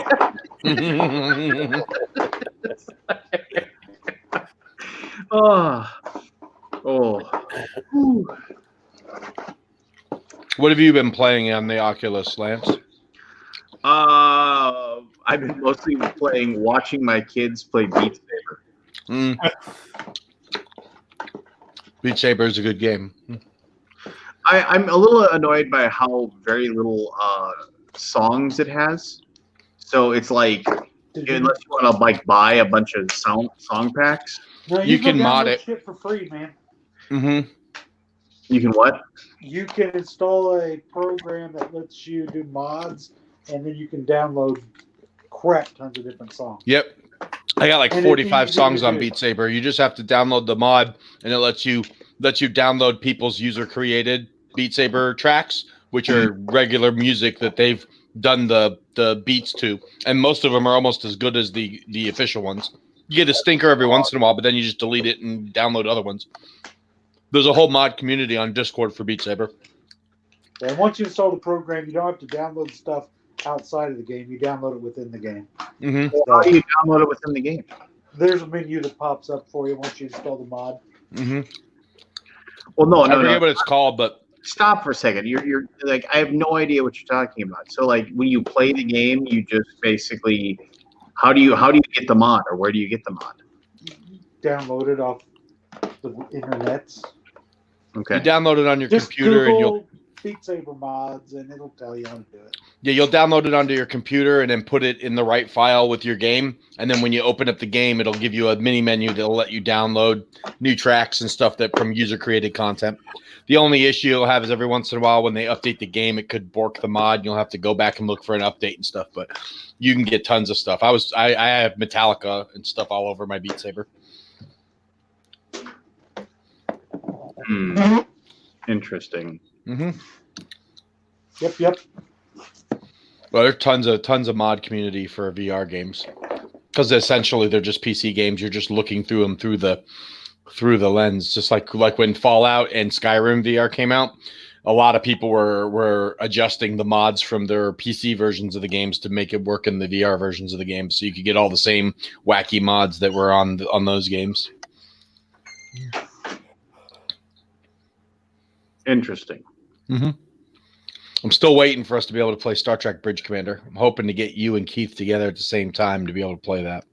Yeah, I gotta buy it too. I'm waiting for it to go on sale. So well, we just missed the holiday sale, but there'll be another sale come up probably around Valentine's Day, and then there'll be the big summer sale. Will be the big one. But we'll have to definitely make sure you grab a few multiplayer games so we can play. Catan VR is only like $9, and even though Catan is Catan in VR, it's a whole different game. Now, can I play with you guys on that? Because I got the Catan VR. I don't know if it's cross-platform, but if it is, yes, you could. I think you may. That may be one of the ones that is cross-platform. I bought that one for the Christmas sale. That's amazing. Isn't it cool looking around in there and seeing the backgrounds and the stuff? It's. I mean, it's still at the end of the day, it's still Catan, but for the Rift, Tabletop Simulator is a Steam app that works in VR, so you could actually. You can go into Tabletop Simulator, and instead of having to manipulate all the stuff with a mouse click, you can actually pick the shit up and just play. So you basically can play games in Tabletop Simulator in VR. I don't know if that's on the Go, but it's definitely on the Rift and the Quest because you can use the controllers to actually grip stuff. So it's pretty sweet. It does sound pretty sweet. It is. It is. I was playing Marvel Neato. Champions in it the other day. That's awesome. But yeah, there's some really good stuff. Like I said, there's Stormlands is really good. I like Arizona Sunshine. I know Keith didn't care for it too much. And that one may have come free with your Rift. It may have been one of the free games you got with the Rift. I paid for it, but You bought yours? I like it. I mean, I know it's not a great gun simulator, but no, it's fun that's running not even around what bugs scavenging. me. Here's what bugs me, and it's fairly simple: is I can interact with some shit in the world, and then other shit that looks like I should be able to interact with, I can't, and you can't tell the damn difference. So you spend a lot of time walking up to crap, finding out you can't do anything to it, and that annoys the living piss out of me. Well, okay, so you're talking about Arizona Sunshine? Yeah. Okay, so I was playing that and I was having fun with it, and I was like, okay, this is kind of cool. And then, literally, I had to. I got to the point where it's like, oh, I gotta get into this car. Oh, the keys are probably in that building. Okay, so I went into the building, and I found the keys, and then I grabbed a gun because a zombie was coming, and the keys dropped, and the keys vanished. They're just gone. So I was like, so I mean, because I was getting attacked, I grabbed a gun off of a counter, and I killed the zombie, and I was like, oh, okay, so the keys, I must have dropped them somewhere. Nope, they're just nowhere to be found. Are you sure they didn't? Probably. They may have fallen into you. May have, if they were close enough to your body, they may have went in your inventory. You may want to just check your inventory. Nah, Yeah, look down at your waist. Or yeah, because your waist, you can hold stuff in your pockets. Yeah, I found that out when I found key. My problem was I found that car, and I'm like, oh, cool, a car. Oh, he wants me to get into it. Okay, I'll just shoot out the window and open the damn car. Nope, the window is bulletproof. Yeah, that's stupid as shit. I was like, come on. And that turned me off, too. If I can't, that destroys my immersion into virtual I'm going to tell you right now, the best experience I've had so far, multiplayer in this game, is a game called Carnage Chronicles. Carnage with a K. Carnage Chronicles is basically up to 4-player co-op. It's basically D&D in VR. It is dungeon. You start off with this character. You can choose. Right now they have an archer and a warrior, the 2 classes, but they've already got spots where you can see they have a spot for a mage and a spot for a thief. They're adding new characters sometime this summer, but it's basically this epic dungeon quest that it's actually quite long. It doesn't seem like it's going to be a long encounter, but it ends up taking you 15, 16 hours to play through the dungeon. It's got puzzles. It's got big boss fights. It's got loot. You can level up, or you don't necessarily level up, but you gear up and you can trade in gear, and there's a shop, and it was awesome. Me and my friend played through it last week, and we're already talking about playing through it again. It is so much fun. It is just literally you're blocking for each other, and you're trying to shoot ropes off of these boulders to knock stuff down and drop. I mean, it had so many moments that was just like, oh shit, that was sweet. It was really cool. And it was on sale during Christmas sale for $12, but now it's back up to $24, but it is well worth it. I would pay full price for that. That's how much I enjoyed that game. It's just really cool. I'm thinking about trying Boneworks. Boneworks? Yeah, it's in the Steam store. It's on Steam. Let me take a look at it. I'm always down for a new adventure, especially if it's something I can play with someone else. It's one that you're supposed to be able to interact with everything. Boneworks. There it is. $29.99. Let's take a look. Oh, it's single player only. That does look cool, though. It reminds me kind of Portal without a portal gun. Yeah, it's got a good rating, too. It's very positive. 88% of the users recommend the game. Yeah, it came out mid-December. So that does look pretty sweet. All right, guys, I'm going to bed. Have a good one. All right, see you, Keith. Take care. Later, Keith. I think I can hear that. Keith. Oh, now I hear you. Yeah, there's a ton of good adventure, but like I said, Carnage Chronicles is if you like Dungeons and Dragons and typical dungeon crawlers, it's the best one I've found so far. Although I am planning on grabbing a couple other ones, Eternity Warriors, and there's another one that I got on my wish list that I'm going to check out. But Carnage Chronicles is by far the best fantasy adventure dungeon crawl game I found on the Rift, and it plays great. It's seamless to play with 4 players. Is it now? It is. It is. It's very sweet.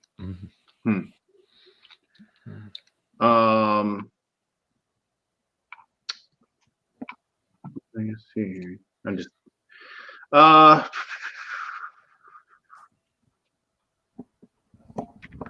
yeah, I got the Steam working I got my VR working in Steam. So I mean, I've been waiting to like actually find a game that I really wanted to play in Steam. I mean, the Carnage Chronicles sounds fun, but I'm always hesitant to buy a game in beta. So it's like, yeah, it is an alpha, but I'll tell you, it's clean. Like, I've played through the entire game now once, and I don't recall any glitches that caused us to have to stop play. There were a few puzzles we couldn't figure out, but no, I mean, it's a pretty smooth alpha. There are some advantages because you usually get the game cheaper. So whatever the price is now, once it's out of alpha and goes to regular, it's probably going to go up by $5 or $10. Usually get a discount for being an alpha tester, which is always good. And then you get the updates from the game. So when it goes to full release, you get the full release version. So I don't mind alpha testing, especially once it's been in an alpha for a while, because by then they've usually fixed most of the glaring issues. But Carnage Chronicles, like if it's on sale, if it goes on sale, I recommend it. I guarantee you play with me and my buddy and we get 3-player dungeon crawl going, you will say it'll be worth the money. I'm planning on picking up a couple of sports games too. There's a free one on Oculus right now called what's it called? It's a hockey game. I think it's called Wednesday Night Hockey. And basically during the week you can jump into this hockey ring and choose a side, and you can just play pickup hockey with your friends. But every Wednesday night they run leagues and stuff. It's a really cool game. Pickup Hockey League. And it's a free download on the Oculus, and it is all blast. Me and my buddy played a one-on-one hockey game because the goalies are computer generated, so they're just back there trying to block. We played back and forth. It was hilarious. I also recommend Dead and Buried 2. Probably the newer one is probably a little bit better. It's a really fun game. Let's see what else. What else did I pick up recently that was really good? Final Assault. Final Assault, I think that was free. And that's a World War II MOBA game where you got 3 lanes and you're trying to send your troops and push the lanes, and kind of like League of Legends. I really enjoyed that one too. That's a free game. So if you're looking for just stuff to try out, I've got Final Assault. I enjoyed a lot. Brass Tactics is better. That's a more fantasy driven MOBA, but Final Assault is really good. And it was free. It was free last week. I don't know if it's still free, but if it's not free, it's probably really cheap. Yeah, well, maybe I don't know. I just keep my eye open for things that go on sale, and if I can get a little off the cost, I think I'll pick it up. Like I said, what I play more than anything is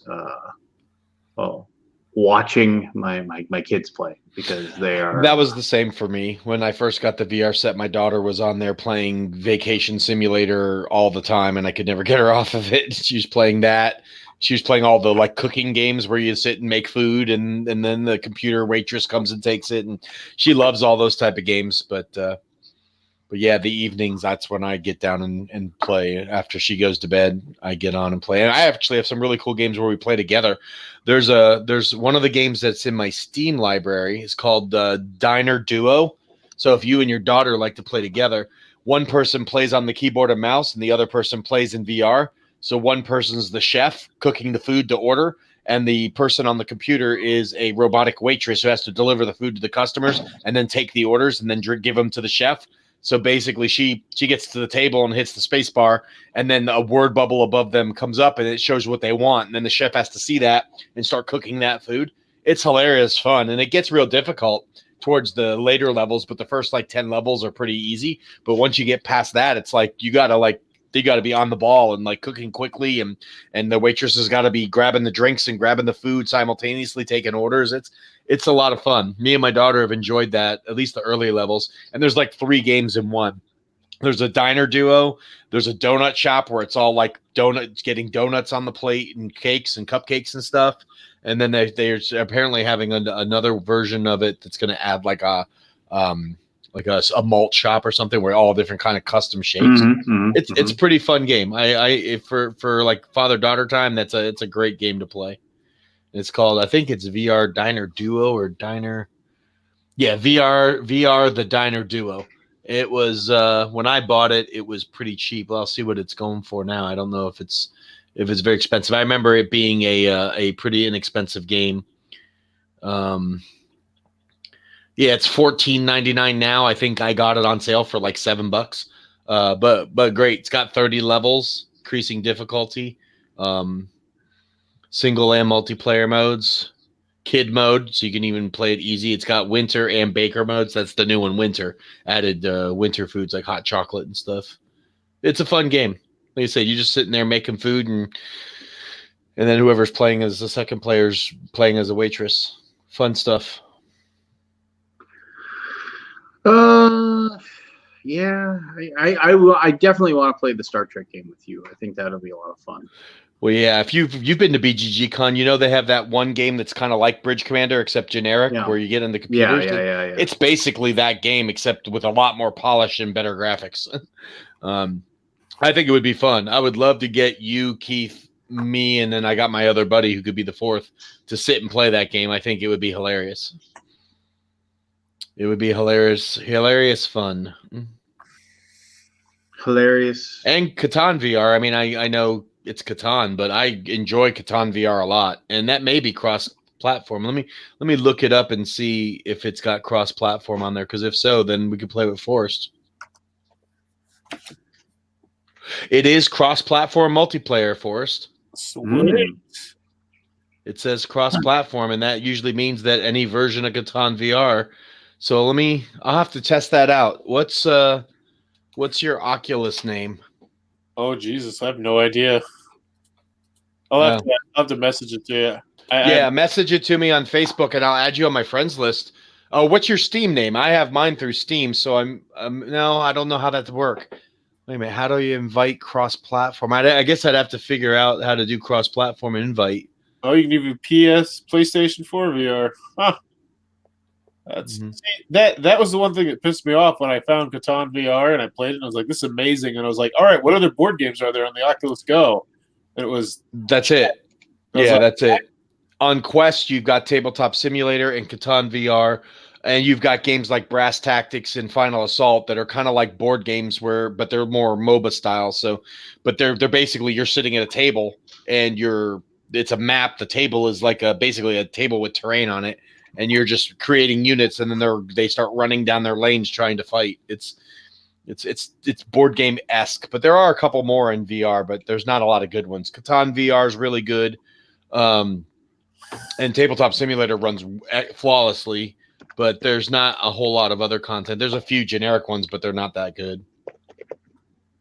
Yeah, but you got Tabletop Simulator that works well. You got pretty much any game you want, though. Correct. Yes. I mean, yeah, anything that's on there. So you can play all the big games like Scythe, Blood Rage. I mean, all the the Tabletop Simulator's got a huge wealth of files you can download and play. So.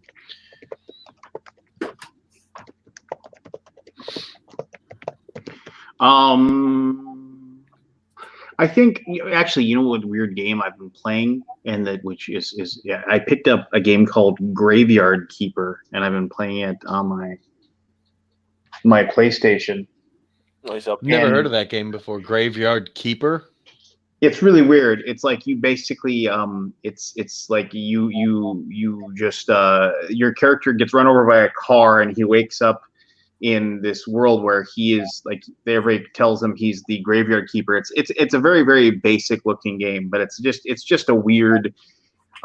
You've got to keep the graveyard, and then once you get the graveyard put together, then you get to open up the church, and then after you open up the church, you start to learn how to take organs out of the bodies, and you start making zombies to do your work for you. And it's a really, really weird game, but it's one of those. If you played Stardew Valley, it's kind of like that. But it's a much more macabre theme. But yeah, I've been playing that when I've had some time to just like to kick around and do something. But it's just, like I said, it's a simple game playing on the PS4. Usually I'm playing that while my kids are going crazy with Beat Saber behind me. So have you actually played Beat Saber yet? Oh, I played it. It's cool, I guess, but I mean it's just a different Guitar Hero. Have you done big screen yet? I don't know what that is. Download Big Screen. Big Screen basically creates a movie theater in the headset, and you can sit with friends and watch movies. So we could like watch Jaws together through Big Screen, and basically you could sit right next to me with like in a movie theater setting, and we'd watch the screen basically like watching movies. You can connect it to your computer, so anything you can play on your computer, any movies you have on your computer, Netflix, Disney Plus, we can basically stream it through Big Screen and watch it together. And you can have up to 20 of your friends sit and Big Screen is also on the go for us, so you could probably do this one too. Big Screen is just a great free app that you get, and it basically allows you and up to 20 of your friends to sit in a movie theater setting, and someone can stream the movie, and everyone could just chill and watch it. It's quite cool. Me and my buddy actually watched The Mandalorian, the entire series of The Mandalorian in Big Screen. It's awesome.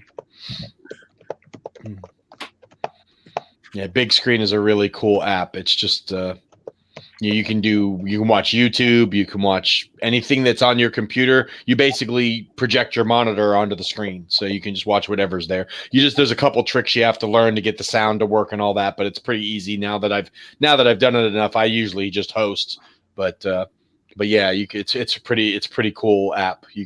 Anything you can project to your screen, you can pretty much put on there. You could even do like PowerPoints and stuff and have people in Big Screen. A lot of business people are using Big Screen as a online meeting thing to be able to like show stuff across the internet in a more personal setting where you can actually like see the people, their avatar and whatnot. So well, that sounds neat anyway. Yeah, it's if anything, it's free and it's a fun thing to goof off with once in a while. I mean, it's not a game, but it would be pretty cool to like I was telling you before about doing the Alaboom in VR. You could use Big Screen to do it as long as one person has a way of broadcasting that onto YouTube, which you do. So you could totally do the Alaboom in Big Screen, and we'd all be able to watch everything live in the VR headset and talk because the microphone set up and all that. So it's pretty cool. But yeah, it's great for like watching movie with friends that are like cross country and stuff. Yeah, me and my buddy have watched a few things because like I'll stream like stuff on Netflix because he doesn't have Netflix, and we'll watch like Toys That Made Us or stuff like that. It's pretty sweet. Yeah, it's pretty cool. You can even watch sports too. There's a NBC and Fox both have apps in VR where you can watch live sporting events, and you basically get to pick your spot in the stadium and watch the game from that perspective. I know they did it last year. They tested it with a Dallas Cowboys game, and you basically got to pick your seat in the stadium and watch the game from there. It was really cool. Yeah, I was watching a basketball game on the go, but I don't know if it was my network or what it was, but it was just so blurry. Yeah. The Go's processing power is pretty low, so it may just not be able to render it fast enough on like the Quest and the Rift. The Rift especially because it's got your PC power behind it. It's pretty good. Like you feel like you're watching a basketball game. I've tried the football one. After the game was over, they left it up so you could still go in and rewatch the game just to get what the experience was like. Nice. And it was pretty sweet. But the Go, you got to remember, the Go is the lowest end of the VR headsets for Oculus, so its processing power is pretty dated for the high end graphics. So you're going to get some blur and some screen tearing, but you wouldn't get with the Rift, because if you keep your computer fairly up to date, you have a lot more processing power plus your video card power. So. But yeah, Big Screen. I highly recommend Big Screen, Lance, and that's free. Your kids will even like that because you could basically like put a movie on the computer and they could sit in the VR and pretend like they're at a movie theater. It even lets you like hold a fake popcorn thing where you can toss popcorn kernels into your mouth and stuff. It's pretty sweet. That sounds neat. So like you just watch a movie on I do not Netflix watch or something? Pornhub. I do not watch Pornhub on my big screen. Chat. Yeah, but yeah, we could totally watch Netflix. We could watch Hulu, whatever, Disney. And Plus. that's just like an app you download on the thing? Big screen's free. You download the app. The newest version is out. You basically create your home environment, which can be either a movie theater or like a living room or like it gives you like a bunch of different options, and people upload custom options all the time. You can even technically do that in your Oculus Home. Once you create your little home environment, there's a big screen TV you can broadcast to in your home and have friends come join you and watch TV in your home. But big screen's a much nicer environment and a lot easier to use. So, And I mean, I'm sorry to ask all these dumb questions. It's just you can just watch like YouTube videos on it if you want to, or Netflix or whatever. Yep. When I first tested it out, I actually was watching an episode of the Alaboom and was showing my friend how to work big screen and stuff. And we watched one of the episodes for like 30 minutes. Yeah, you can download, you can do YouTube content because basically it's broadcasting your monitor.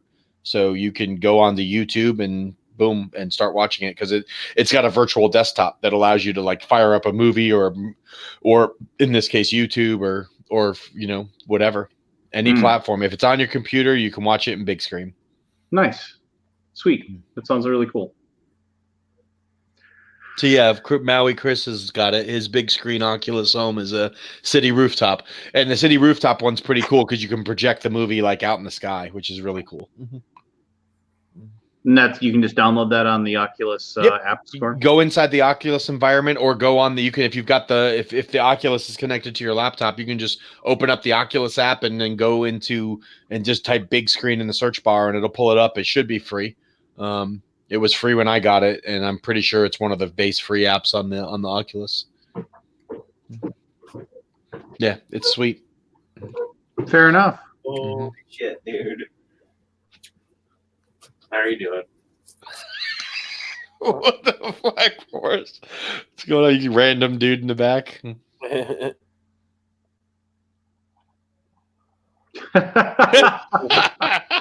the heck? Oh, this is my my good friend / roommate once again, Phil.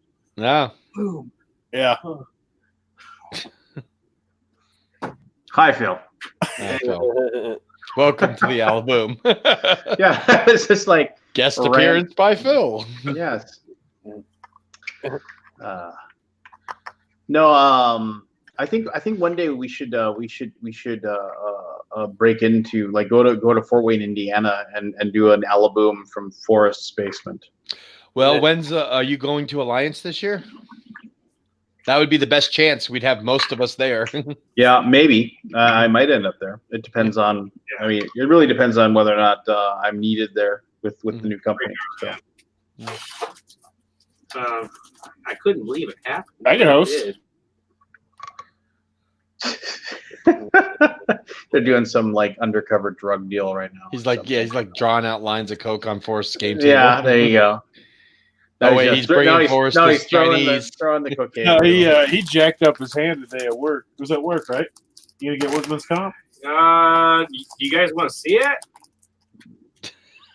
It's pretty gnarly. It's pretty cool. It's stitched up now, so well, this is going in a weird direction. What does he do? What does he do for a living that his hands all jacked up for? Pornhub? Manual lathe for a machine company. Oh, like a CNC. There's CNC and then there's like manual machine. Yeah. It may not be good if he's trying to get workman's comp. You probably don't want to be doing too much on viewable stuff online anyway. If you guys don't want to see it, I won't show you. But just show it already. Just show it. You can't lead up that much, not do it. Did you lose a finger or what happened? Right there. Ooh, some stitches. Yeah. So how much did it hurt? It did not hurt at all. It was more shocking than anything. Well, you can see his hand swollen up all too. So yeah. Well, that's from the numbing stuff, and they injected a bunch of stuff into me to do the stitching. I didn't feel a thing. On the way there, but there was just an overwhelming amount of blood. That was scary. Other than that, I'm good.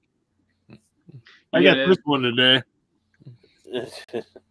Right there. Oh God, Forrest, you should Oh get my workman's God. comp for that. But no, is this like the Jaws share the scars moment or whatever? Oh yeah. That's just my inadequate shaving, though. Why shave, Forrest? You grow such an amazing Well, beard. you get like 4 hairs. How are you gonna shave 4 hairs? Yeah, Oh, yeah. Poor what is he Forrest. doing? I have no idea Poor what he's Forrest. doing. Or Yeah, for some reason, when I touch my webcam, it automatically shuts off. I'm not sure what that is. So he goes and immediately touches it again. Yeah. No, it's that's what I would do. people want to see my face. It's the moneymaker. The money maker. Chad, how odd is it that this guy entertaining in 5 minutes is more entertaining than Forrest has been in the past year? Oh, Chad, that was a good one. If I have Boom. to do this much work to be entertaining, I'd rather get out of the entertainment business. Well, your competition wasn't very stiff.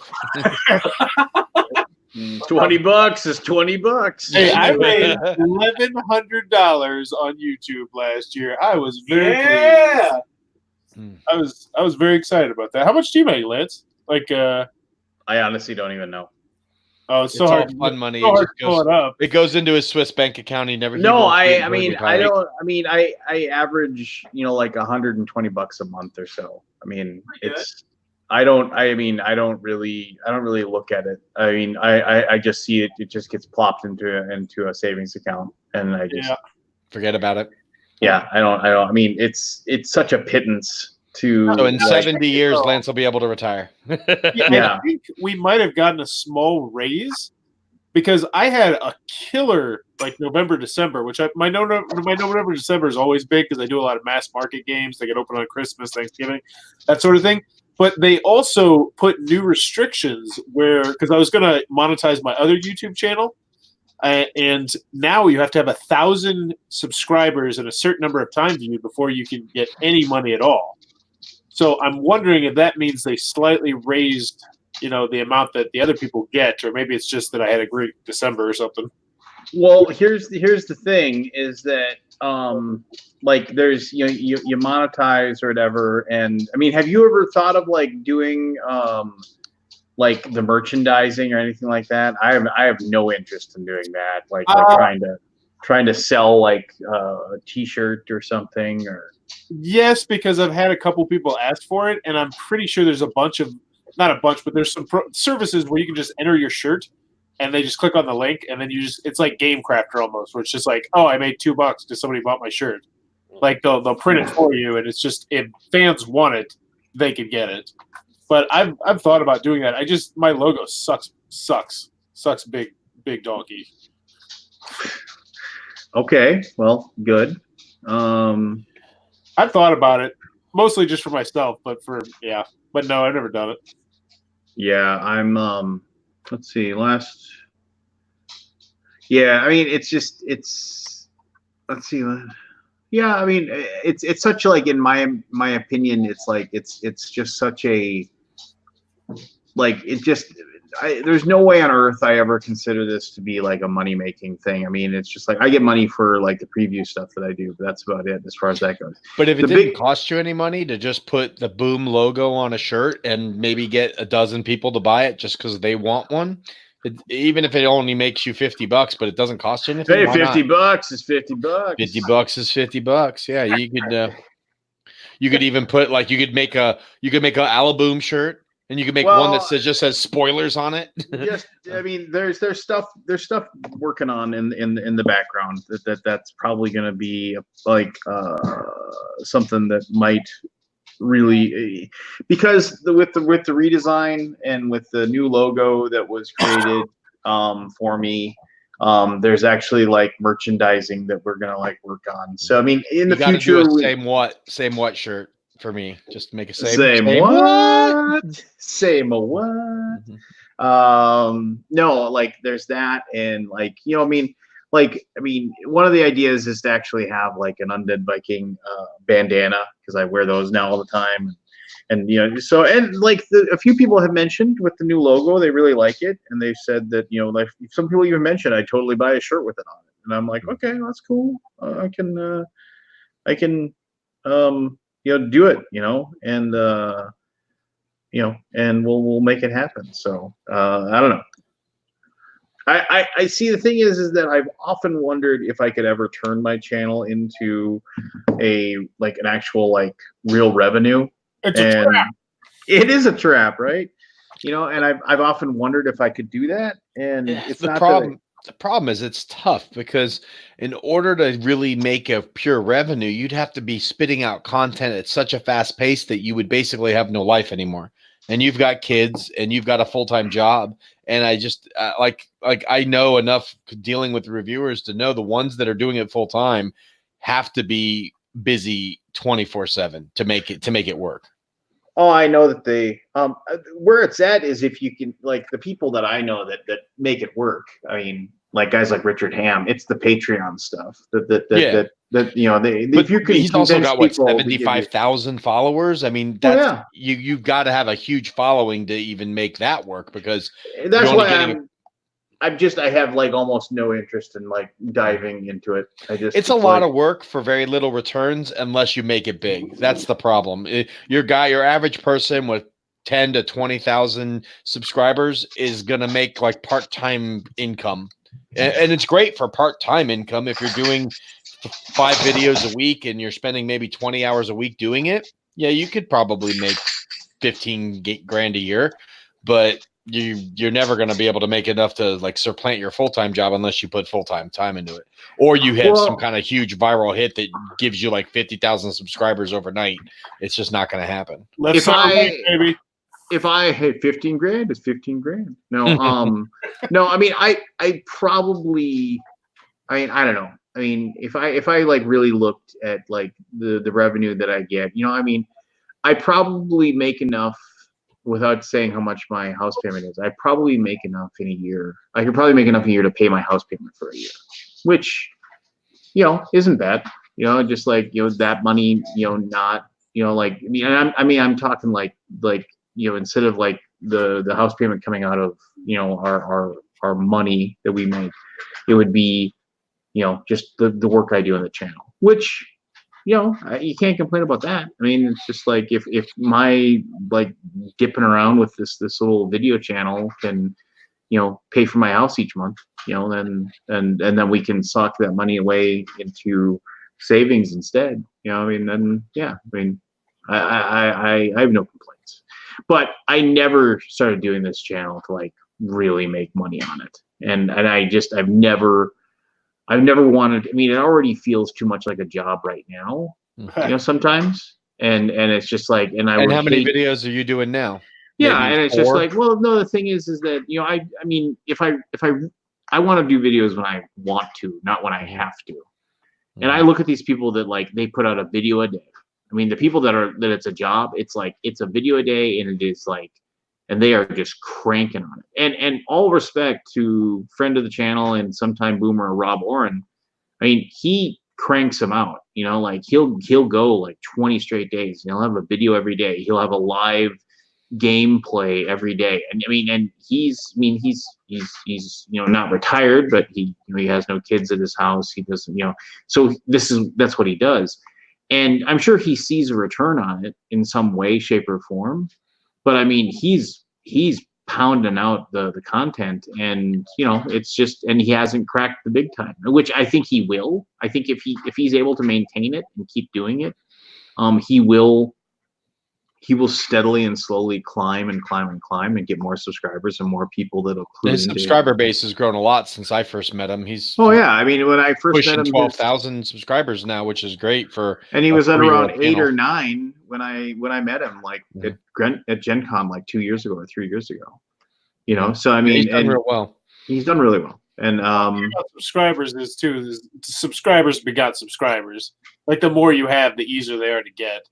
Sure, because it's a lot of people see subscriber base and immediately say, okay, that validates the channel. Is that many people are watching it, there must be stuff here to watch, and they'll subscribe. But it doesn't necessarily mean everything. But it is funny. It is funny. I did my Unsettled video, and I knew I was going to get a lot of views on it because it was going to be the only video out there for it.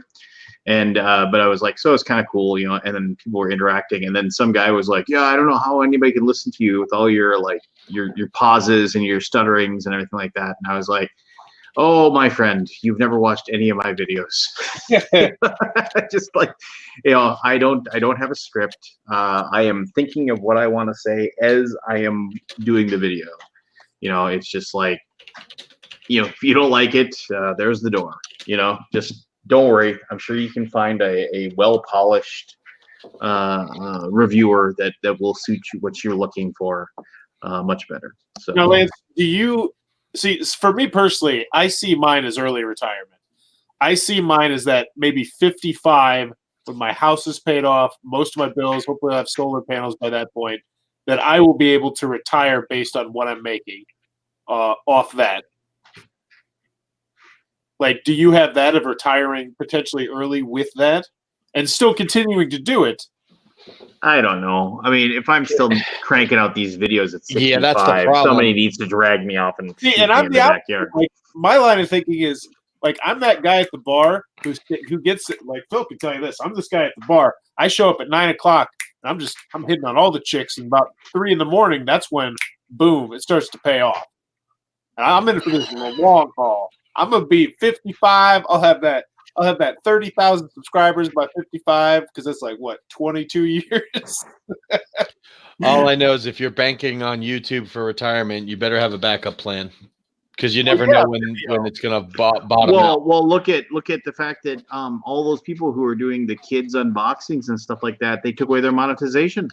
Yep. I mean, because all of the you can't monetize a video that's for kids. Yep. And if you try to say that the video isn't for kids, they'll bust your ass and shut down your thing. Board games are not that far off from kids' entertainment, especially if you're doing a lot of mass market stuff. They may start flagging that stuff. Dirty mouth, Pete. Hey, I'm just warning you, bud. I work with reviewers all day long, and I'm telling you right now, they're going to start demonetizing a lot of stuff on YouTube and crack down because of these kid safety laws, and you're going to get caught in the crossfire, especially with a lot of the stuff you do. So here's what's going to happen with that. The FCC is going to really crack down on the fact that like the people not if you get a review copy, that is considered paid promotion. Yep. I mean, because and the people that don't, that's and the fact that they crack down on God, what was it? I mean, they cracked down on the stuff with the kids videos, and I mean, it's become such a real thing, and I don't care. I mean, fine, go for it. This isn't my job, right? But I understand the people that they are looking at it as their job. I mean, they're just going to shift the revenue stream, right? I mean, it's like if they're not going to get it off of YouTube watches, they're going to go out and they're going to Twitch or something. Well, yeah. Well, no, what they'll do, even Twitch, it's a broadcasted media.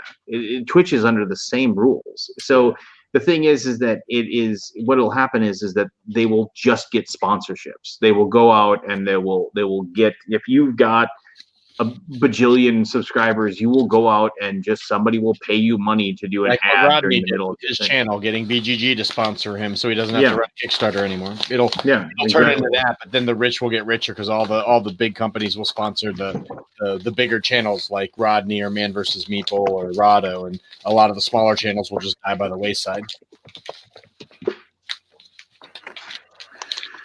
But yeah, I mean. That's is that chocolate milk you're guzzling over there, Barry? Iced tea. Iced tea? Iced tea. Is that sweetened tea or non-sweetened? This one is sweetened. Usually I drink the diet, but this one it's half and half. It's half lemonade, Arnold Palmer, basically, but it's Wawa's brand. I enjoy the like carb-free Arnold Palmer. I do like. Yeah. Which one is carb-free? Is that the Zero? Arnold Palmer Zero? Yeah, the Arnold Palmer Zero comes in the white can. It's a good drink. Yeah. And it's still got all the caffeine, so it's solid. God, I'm running out of things. I mean, I knew going into this was going to be kind of I didn't know what to talk about tonight. Next week, though, like I said, I'm going to watch Endgame, and I'll write down my notes of things that bug me about that. Well, I think this is true that Universal and Marvel made out a deal where we could get a Hulk movie, a full-blown Hulk movie, as opposed to just how they've been doing it, where Ruffalo's been playing bit parts here and there. So, what do you guys think of that? Do we need a? Do you think Hulk? I honestly think support Hulk's a whole better as movie? not the main character. I think Hulk plays better as part of a team or a side part of a movie. He was great in Thor Ragnarok. He's great in the Avengers, but I've not watched a Hulk movie that I really enjoyed. Of course, the other ones were done before the cinematic universe really got on its feet, so maybe they do a better job now. I just don't know that he's a good character as the main character. He'd make a great enemy, like if the Hulk were like old Hulk before he could control it. That'd be a cool plot for a movie of the Avengers having to like stop Hulk from rampaging. But I think as a Hulk as a main character in a movie, I don't think it works. Yeah, I'm not sure either. Like, I know that Ed Norton one was supposed to be a trilogy. Yeah, but that But bombed so then- badly that they yeah. canceled it. And I feel like that's just what's going to happen. I don't know that there's a. Unfortunately, I just don't think the Hulk is. It'd be kind of like. Trying to think of another character that like isn't made for prime time but is good, like Hawkeye. I think Hawkeye is a good character, but I don't know, like he can have a TV series, but it's not just Hawkeye. It's Hawkeye and Winter Soldier or whatever it is. I don't know that Hawkeye makes a good solo movie, but he's great in the Avengers. Yeah. I mean, there's certain characters that I feel like are just good as part of a team, not the team. I just think Hulk is unfortunately another one of those characters. I mean, yeah, well, it's true. Unfortunately, but shit happens. Yeah. Well, we'll see. I'm just curious, like this whole new phase. I know basically nothing about, like. Doctor Strange 2, Black Panther 2. There's going to be a third Guardians of the Galaxy movie. We know Thor's still around, so Thor is going to be part of the Guardians, I think, instead of being on his own movie, which will be interesting. And there's the Elementals. I know nothing about them. Inhumans or Elementals? Inhumans. Inhumans, okay. Oh, they changed it. I think it's called Inhumans. But. Yeah. So, yeah, it's going to be different. You're not going to have Cap and Iron Man anymore, so that takes two of your big, heavy hitters out of it. But you still got Hulk. You still got, Black Widow in her solo movie, although it's kind of a prequel of what happened prior to Endgame. And that'll be it for her after that, probably, unless they do flashback stuff. So, yeah, it's going to be different. But, if anyone can do it, they can. They'll find a way to take obscure characters and bring them into the limelight and reinvigorate the franchise. I do worry, though, that without Iron Man and Cap, that they'll take a little bit of a hit in popularity because they're going to be stretching now to get characters in front that people will be able to get behind. Yeah. I mean, they got some good ones still. I mean, they got Black Panther still for a while. They got Spider-Man back for a while. So, I mean, they're not dead. If they ever bring X-Men fully into the fold, that'll definitely do it. They just haven't quite integrated them yet. But Fantastic Four, getting them back in the fold would give you some new heroes to jump into. So, yeah, I'm sure they will. I mean, they got the golden goose right now. I think they'd be stupid to kill it off. So I think they'll figure it out. Yeah. Do. Do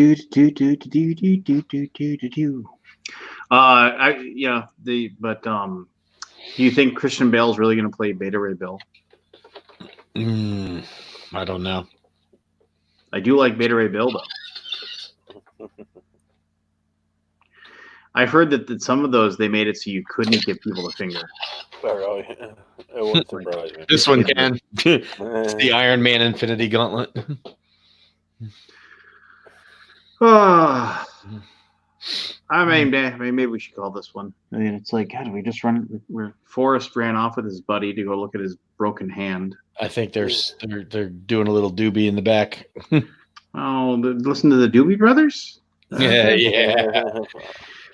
No, I mean this is fine. It's 12:30 my time, so I was planning on being off in the next 20 minutes or so anyway. But yeah, if you want to call it, we've got plenty of stuff next week. I'm gonna watch Endgame probably tomorrow or the next day. If you Take your notes. If you end up getting big screen, let me know and I'll stream it through my Disney Plus into big screen. I'll take a look at that tomorrow. Yeah, I think you'd have fun tinkering around with it. If anything, just watching your YouTube videos and honestly, you could even do your editing because it's got a virtual desktop. You could actually edit in big screen. So. So Maui Chris, go Niners. Yeah. So the Vikes get to go to San Francisco and lose.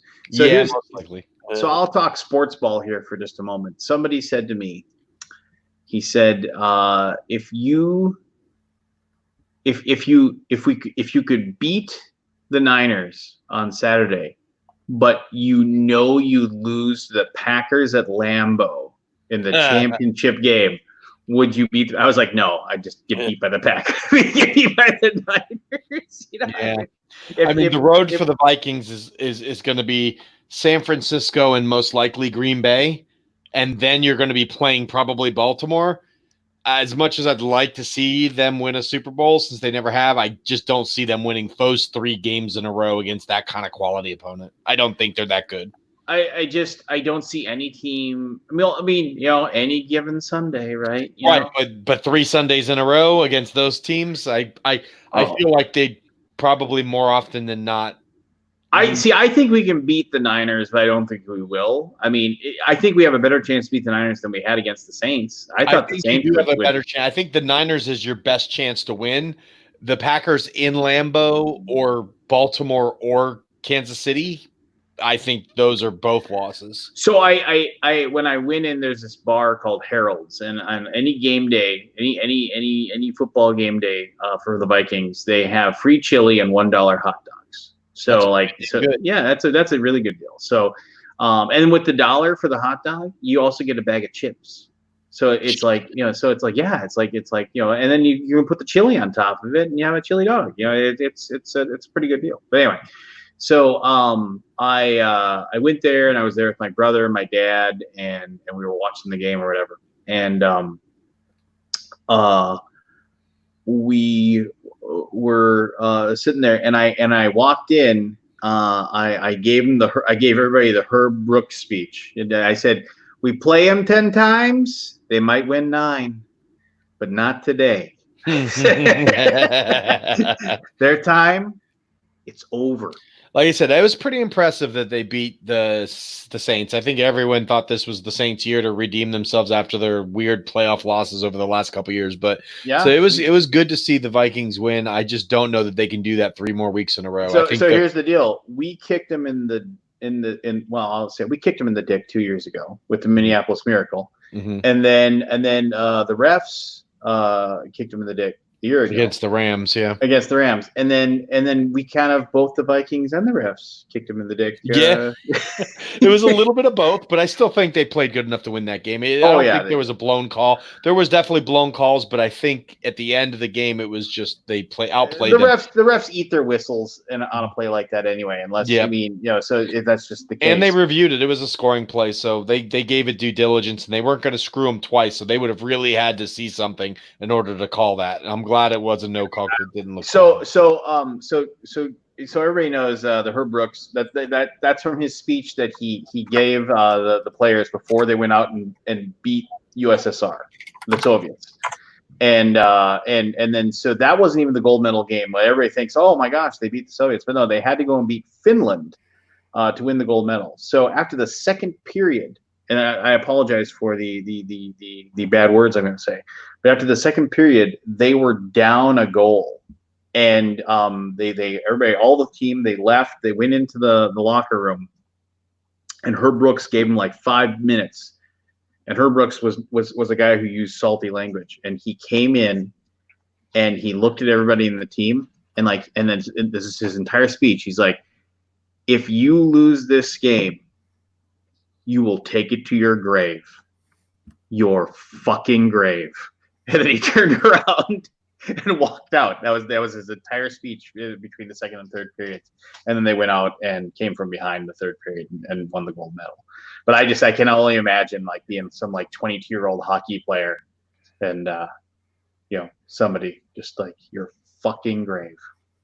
But that's but and then they won the gold medal. It's like one of the like biggest things ever. So I mean, The Miracle. I don't know if you ever watched that movie, but that's a great movie. I have not. I actually want to watch it. It's a Disney movie. It's on Disney Plus. It is on Disney Plus. I'll probably watch it on that. Endgame is my first one. I want a refresher on Endgame so that we can talk about it next week. So Miracle and Kurt Russell did a really good job as the head coach, Herb Brooks. I like those type of movies. Rudy is one of my all-time favorite movies. I could watch that 100 times and not get bored of that movie. Rudy's really good. The Philadelphia movie too about the Eagles.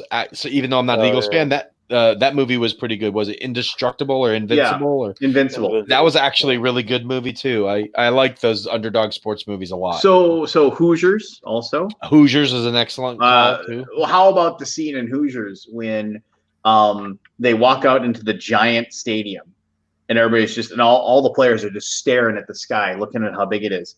And then he has the little guy get up on top of Strap's shoulders. I can't remember. And then they take the tape measure. The measure it's 10 and he feet says, tall. how tall is the hoop? And he says it's 10 feet. And how big is the box? And I think you'll find those measurements are exactly the same as the ones we have at our gym back home. And then I mean, it's just like, and then what the Reverend? You have some words? And he's like, and it was like. And he flung the stone, and Daniel flung the stone and struck the Philistine in the head. It just like Daniel slays the giant. And just like that's a great movie. And I remember reading. I don't know if you ever remember reading the sports guy Simmons, but he once did a very, very good. You can find it in his archives. But he did a very good column right around the same time Invincible came out, and he ranked sports movies, and he said. For a sports movie to even be considered as one of the best sports movies ever, it has to have a chill moment. The one where like you can actually feel your goosebumps. Like the music hits just perfectly. The emotion of whatever the sports moment is hits just perfectly. Like and like you have to have that moment where like you feel the movie like crawling up your spine. And like for Rudy, it's got to be when he finally gets his chance on the field. Yeah, when he gets out there and they just stay out there, and then like that's also got the scene where he's on the reciting the speech, the Newt Rockney speech. No.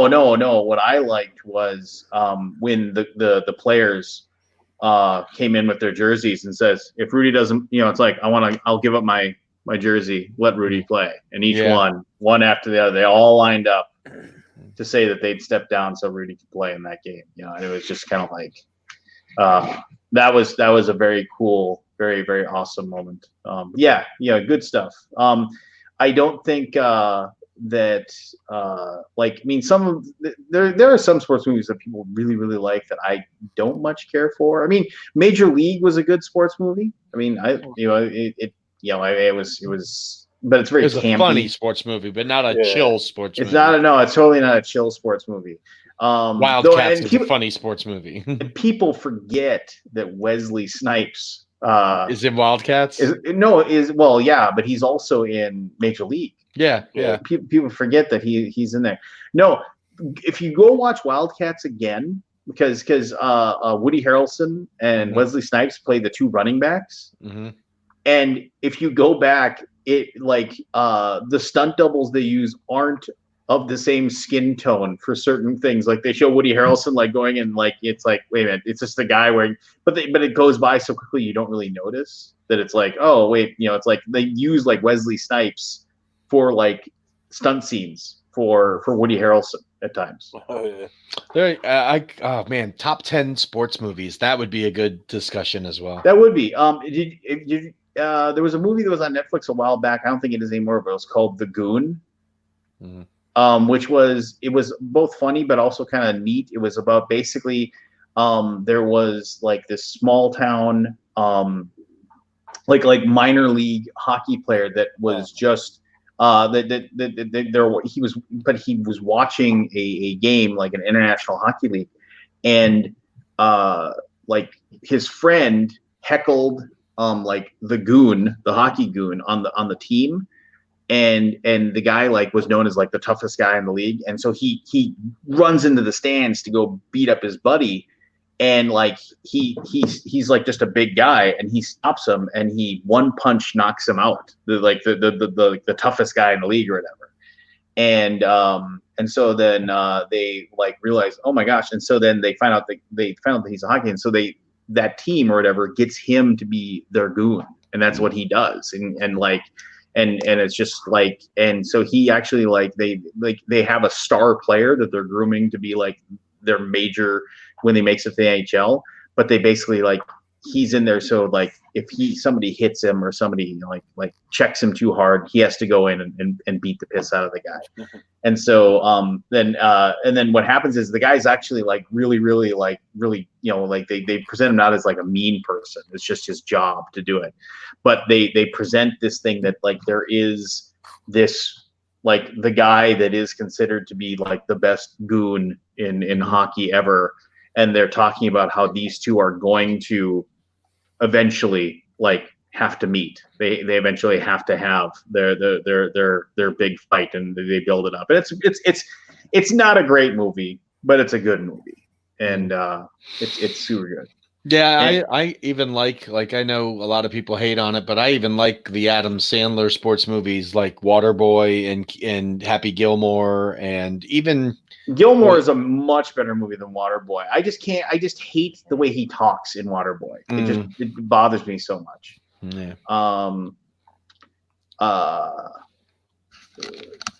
Like I did like Kabuki can mention The Natural. The Natural's a really Caddyshack.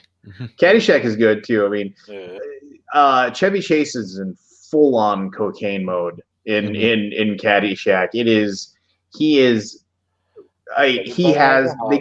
They gave him the best lines, and he delivers them perfectly. I mean, just the moment when he says to Judge Smales takes him aside, and he's like, we gotta keep people like this out of our, it's like, it's like you and your dad, my dad and I, we went to school together. We were in the service together. It's like we started this club together. It's like we got to keep people like this out. And he's like, let's make the bet 50,000 a man. And he looks at the judge and goes, Judge, my father never liked you.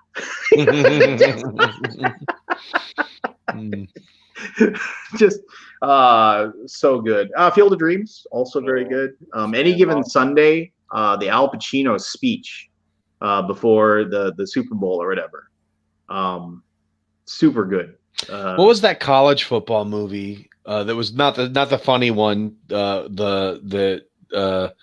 not the one with Kathy Iverson or Kathy whatever that was the kicker, but the serious one that was about like college football and steroid use and stuff. What was that one called? I cannot remember it, but that was a really good movie too. I remember that. I cannot think of the name of it. The college? It was about college football. The Program. The Program, that's the one. Yeah, I thought that was it. I actually saw the movie early enough where they had the scene where they go and they lay down in the middle of the highway. Yes, they got that scene removed because they were afraid kids would emulate it. No, because some people went out and did it, and somebody got killed. Like do a Google search on that one. There was a guy that there's some guy got ran over because he thought it'd be cool to do the same thing or whatever. And no, it wasn't cool. What's his name from shoot, why can't I think of it? Quantum Leap guy. That was the other college movie I was talking about. Unnecessary Roughness. Unnecessary Roughness with Kathy. Was it Ireland? Ireland. Yep. Plays the soccer player who. They will not hit you. The big Samoan guy. Oh, the big Samoan guy. He goes. It's like, you will make it. They will not touch you. What a great movie that was. That was. I could watch sports movies all day. Like if I was sick and had to sit in bed all day, I could watch 80s and 90s sports movies all freaking day long. I mean, there's so many good ones. I liked Johnny Be Good was another one. Anthony Michael Hall in his Yep. very young days. That was a great movie. I remember that one. I liked Tin Cup with what's his face? Will Smith. Oh, No. You're Kevin thinking Bagger Costner? Vance. Kevin Costner. Tin Cup. Yeah. I like that. And then I also liked the Kevin Costner. What was Remember the Titans? That one too. Very good. Very good. Denzel Washington.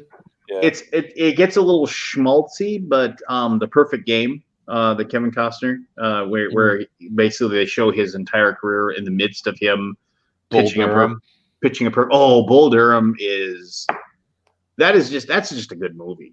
I mean, talk about Field of Dreams. But with Bull Durham, talk about you had Susan Sarandon, Kevin Costner, and Tim Robbins, all like three amazing actors, and like all in like a perfect like zenith of Jerry Maguire.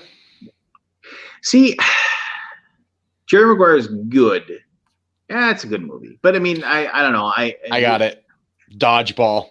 I love Dodgeball. Dodge, dip, duck, dive and dodge. Baseball. You can dodge a wrench. You can dodge a ball. Rip Torn, rest in peace. But how about like his character gets killed or whatever, and the guy says, "Well, at least he died doing what he loved," or something like that. He's like, one guy looks at him, he goes, "What? Having a like a slot machine ad fall on top of it." I love Dodgeball. Your best player is a pirate. God, yeah, I could watch those movies all day long. Such good shit. Yeah, no, that was the thing about Dodgeball. It has so many. I remember I went and watched that with my buddy. We just went. It was like a summer movie, and we're like, let's go watch this movie, and we laughed our butts out. I did. I did. But there's a couple of things that people like. If you weren't watching, you just missed. Like, first of all, the cameos. With Lance Armstrong comes in, and he's like, when I fought cancer and came back and cancer. It's like, well, whatever reason you had for giving up, I'm sure it was pretty good. Just keeps walking. And then I love when they come back and they're like, oh, you still you don't have the money or whatever. They open up that treasure chest or whatever, where it has the money. And if on the inside of the treasure chest, it actually has written Deus Ex Machina, where the machine of the gods. If you know what that is, it's the term from Shakespearean days, where all these bad things happen, and then something miraculous, the machine of the gods, something miraculous happens that fixes all the problems. And so oh no, we got the money because we bet this thing, and then they open up the chest, and inside the chest on the top it says Deus Ex Machina on it. I was like. And also there's other things in it that I just laughed my butt off when I saw when he says I can't think of the actor's name though, the evil gym owner. Why can't I think of his name? It was Zeus was the big guy that he used as his muscle, but it was what's his name? I love the something actor. About Mary. Yeah. Why can I not think of his name right now? Oh my God, it's killing me. Ben Stiller. And it was what was the name of his gym? I know they were the Spitting Cobras was their volleyball or dodgeball team. But two things that are cool. The female lead in that was Ben Stiller's wife, right? Was Ben Stiller's wife, yeah. Which I thought was funny. And then but when he goes, Peter, I don't know if you know what $100,000 looks like when you see it up front. And they open up that giant briefcase, and there's one stack of bills. One stack of bills. I was just that was hilarious. And there's a moment when he tries to kiss her or whatever. And as he goes through, it's hey, just so you know, I got you fired from your job, so now you can go on a date with me. and if you go back and watch it, when she judo throws and punches him into the wall, Instead, he leaves some of his spray-on tan on the wall, like it smears off of his face. And this is my consigliere, Leslie. It's the big dude. My consigliere. What a great movie. Oh no, that was No very one makes good. me bleed my own blood. Yeah. There's a lot of great one-liners in Dodgeball. Oh well, yeah, and then it was like the milkshake scene at the end. If you milkshake stay past the scene. credits. And then I liked the like they had the total wimp like starts like freaks out and starts like and then wins. He's the one man left and he beats the team or whatever, and like he has his like complete scream out. Oh, and the fact that the German team, their coach is David Hasselhoff. David Hasselhoff is their coach. Mm. That was super good. And then it was just like, and they were like, we're gonna need it. And then he's like, we're gonna have to ask the commissioner. And it was just like, and all of a sudden it's Shatner. He's like, I'm sorry, there's just nothing I can do. we need to have all in order for this to get passed. We need all of the voting council to vote for it. We'll have to see. And they're like, or we have to get like 2 out of 3 votes out of the voting council. And like they have a thumbs up. Then there's like a thumbs down, and they pan over, and there's Chuck Norris. What a great movie. So good. I don't think I've ever turned down watching that movie. I've watched it probably a dozen times. It's great. It's like, I mean, and the fact that he throws that wrench at the guy who falls asleep, hits him right in the top of the head. Can you imagine how much that would hurt if someone threw a wrench at the top of your head? Oh, I mean, my head hurts just thinking about it.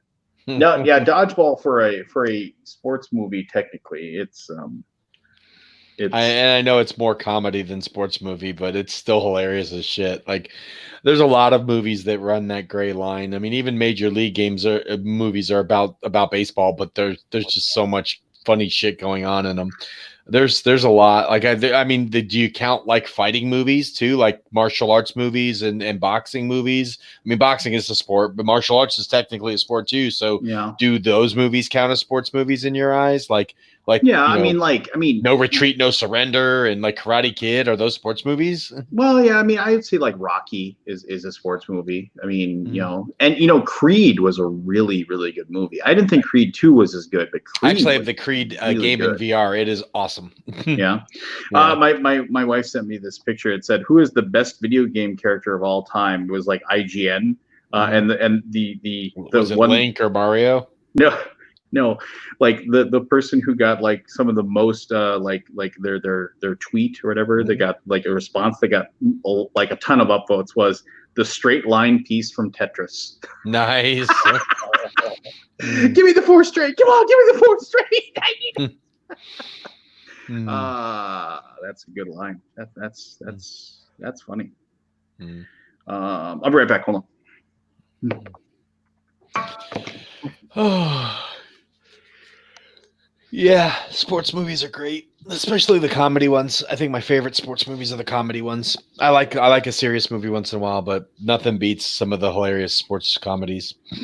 I could watch Caddyshack, Dodgeball, Major Leagues, Waterboy. I could watch those movies all day, every day.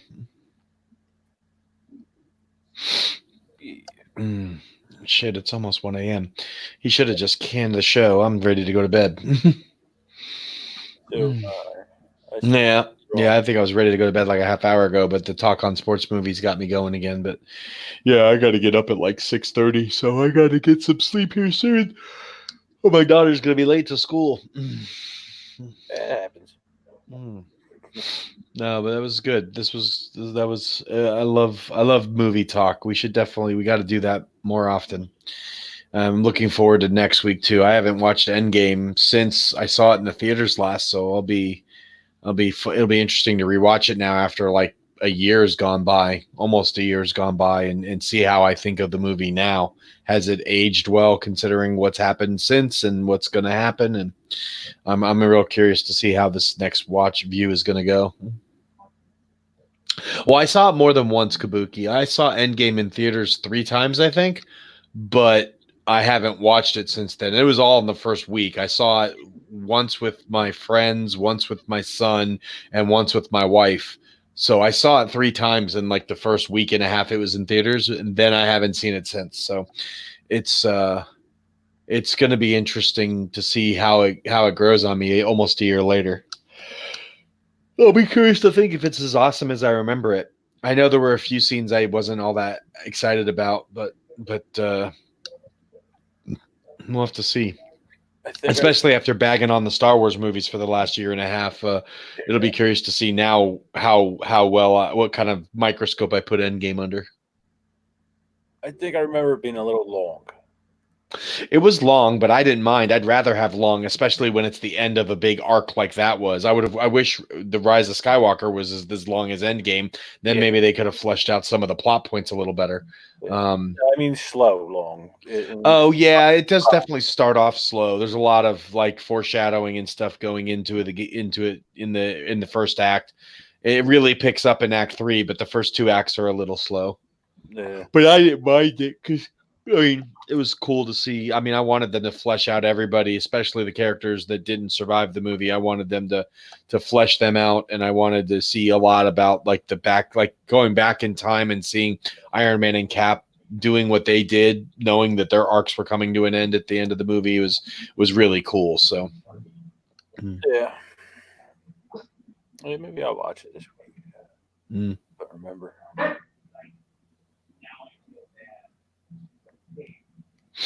Yeah, we should just bail and see what Lance does. He comes back and no one's here. If he doesn't hurry up, I'm about to. At 1 o'clock, I'm out. Oh yeah, we didn't even talk about the Australian fires. That's real sad. I was watching a video on that today. It's amazing. The video said almost over 500,000 or 500 million animals died, but I guess that may have been an older video. I don't know when the video was shot, so it's crazy. Just littered on the sides of the road, like getting caught in fences trying to escape the fire. Thousands and millions of kangaroo and koala and cows, and what a horrible thing to happen. Yeah. It is. That's out by Melbourne and all that, right? I'm not sure the exact area. I just remember seeing the video. They were all really pissed off at the government for not giving the fire department all the tools they need to be able to combat this properly, and all the death and destruction from it.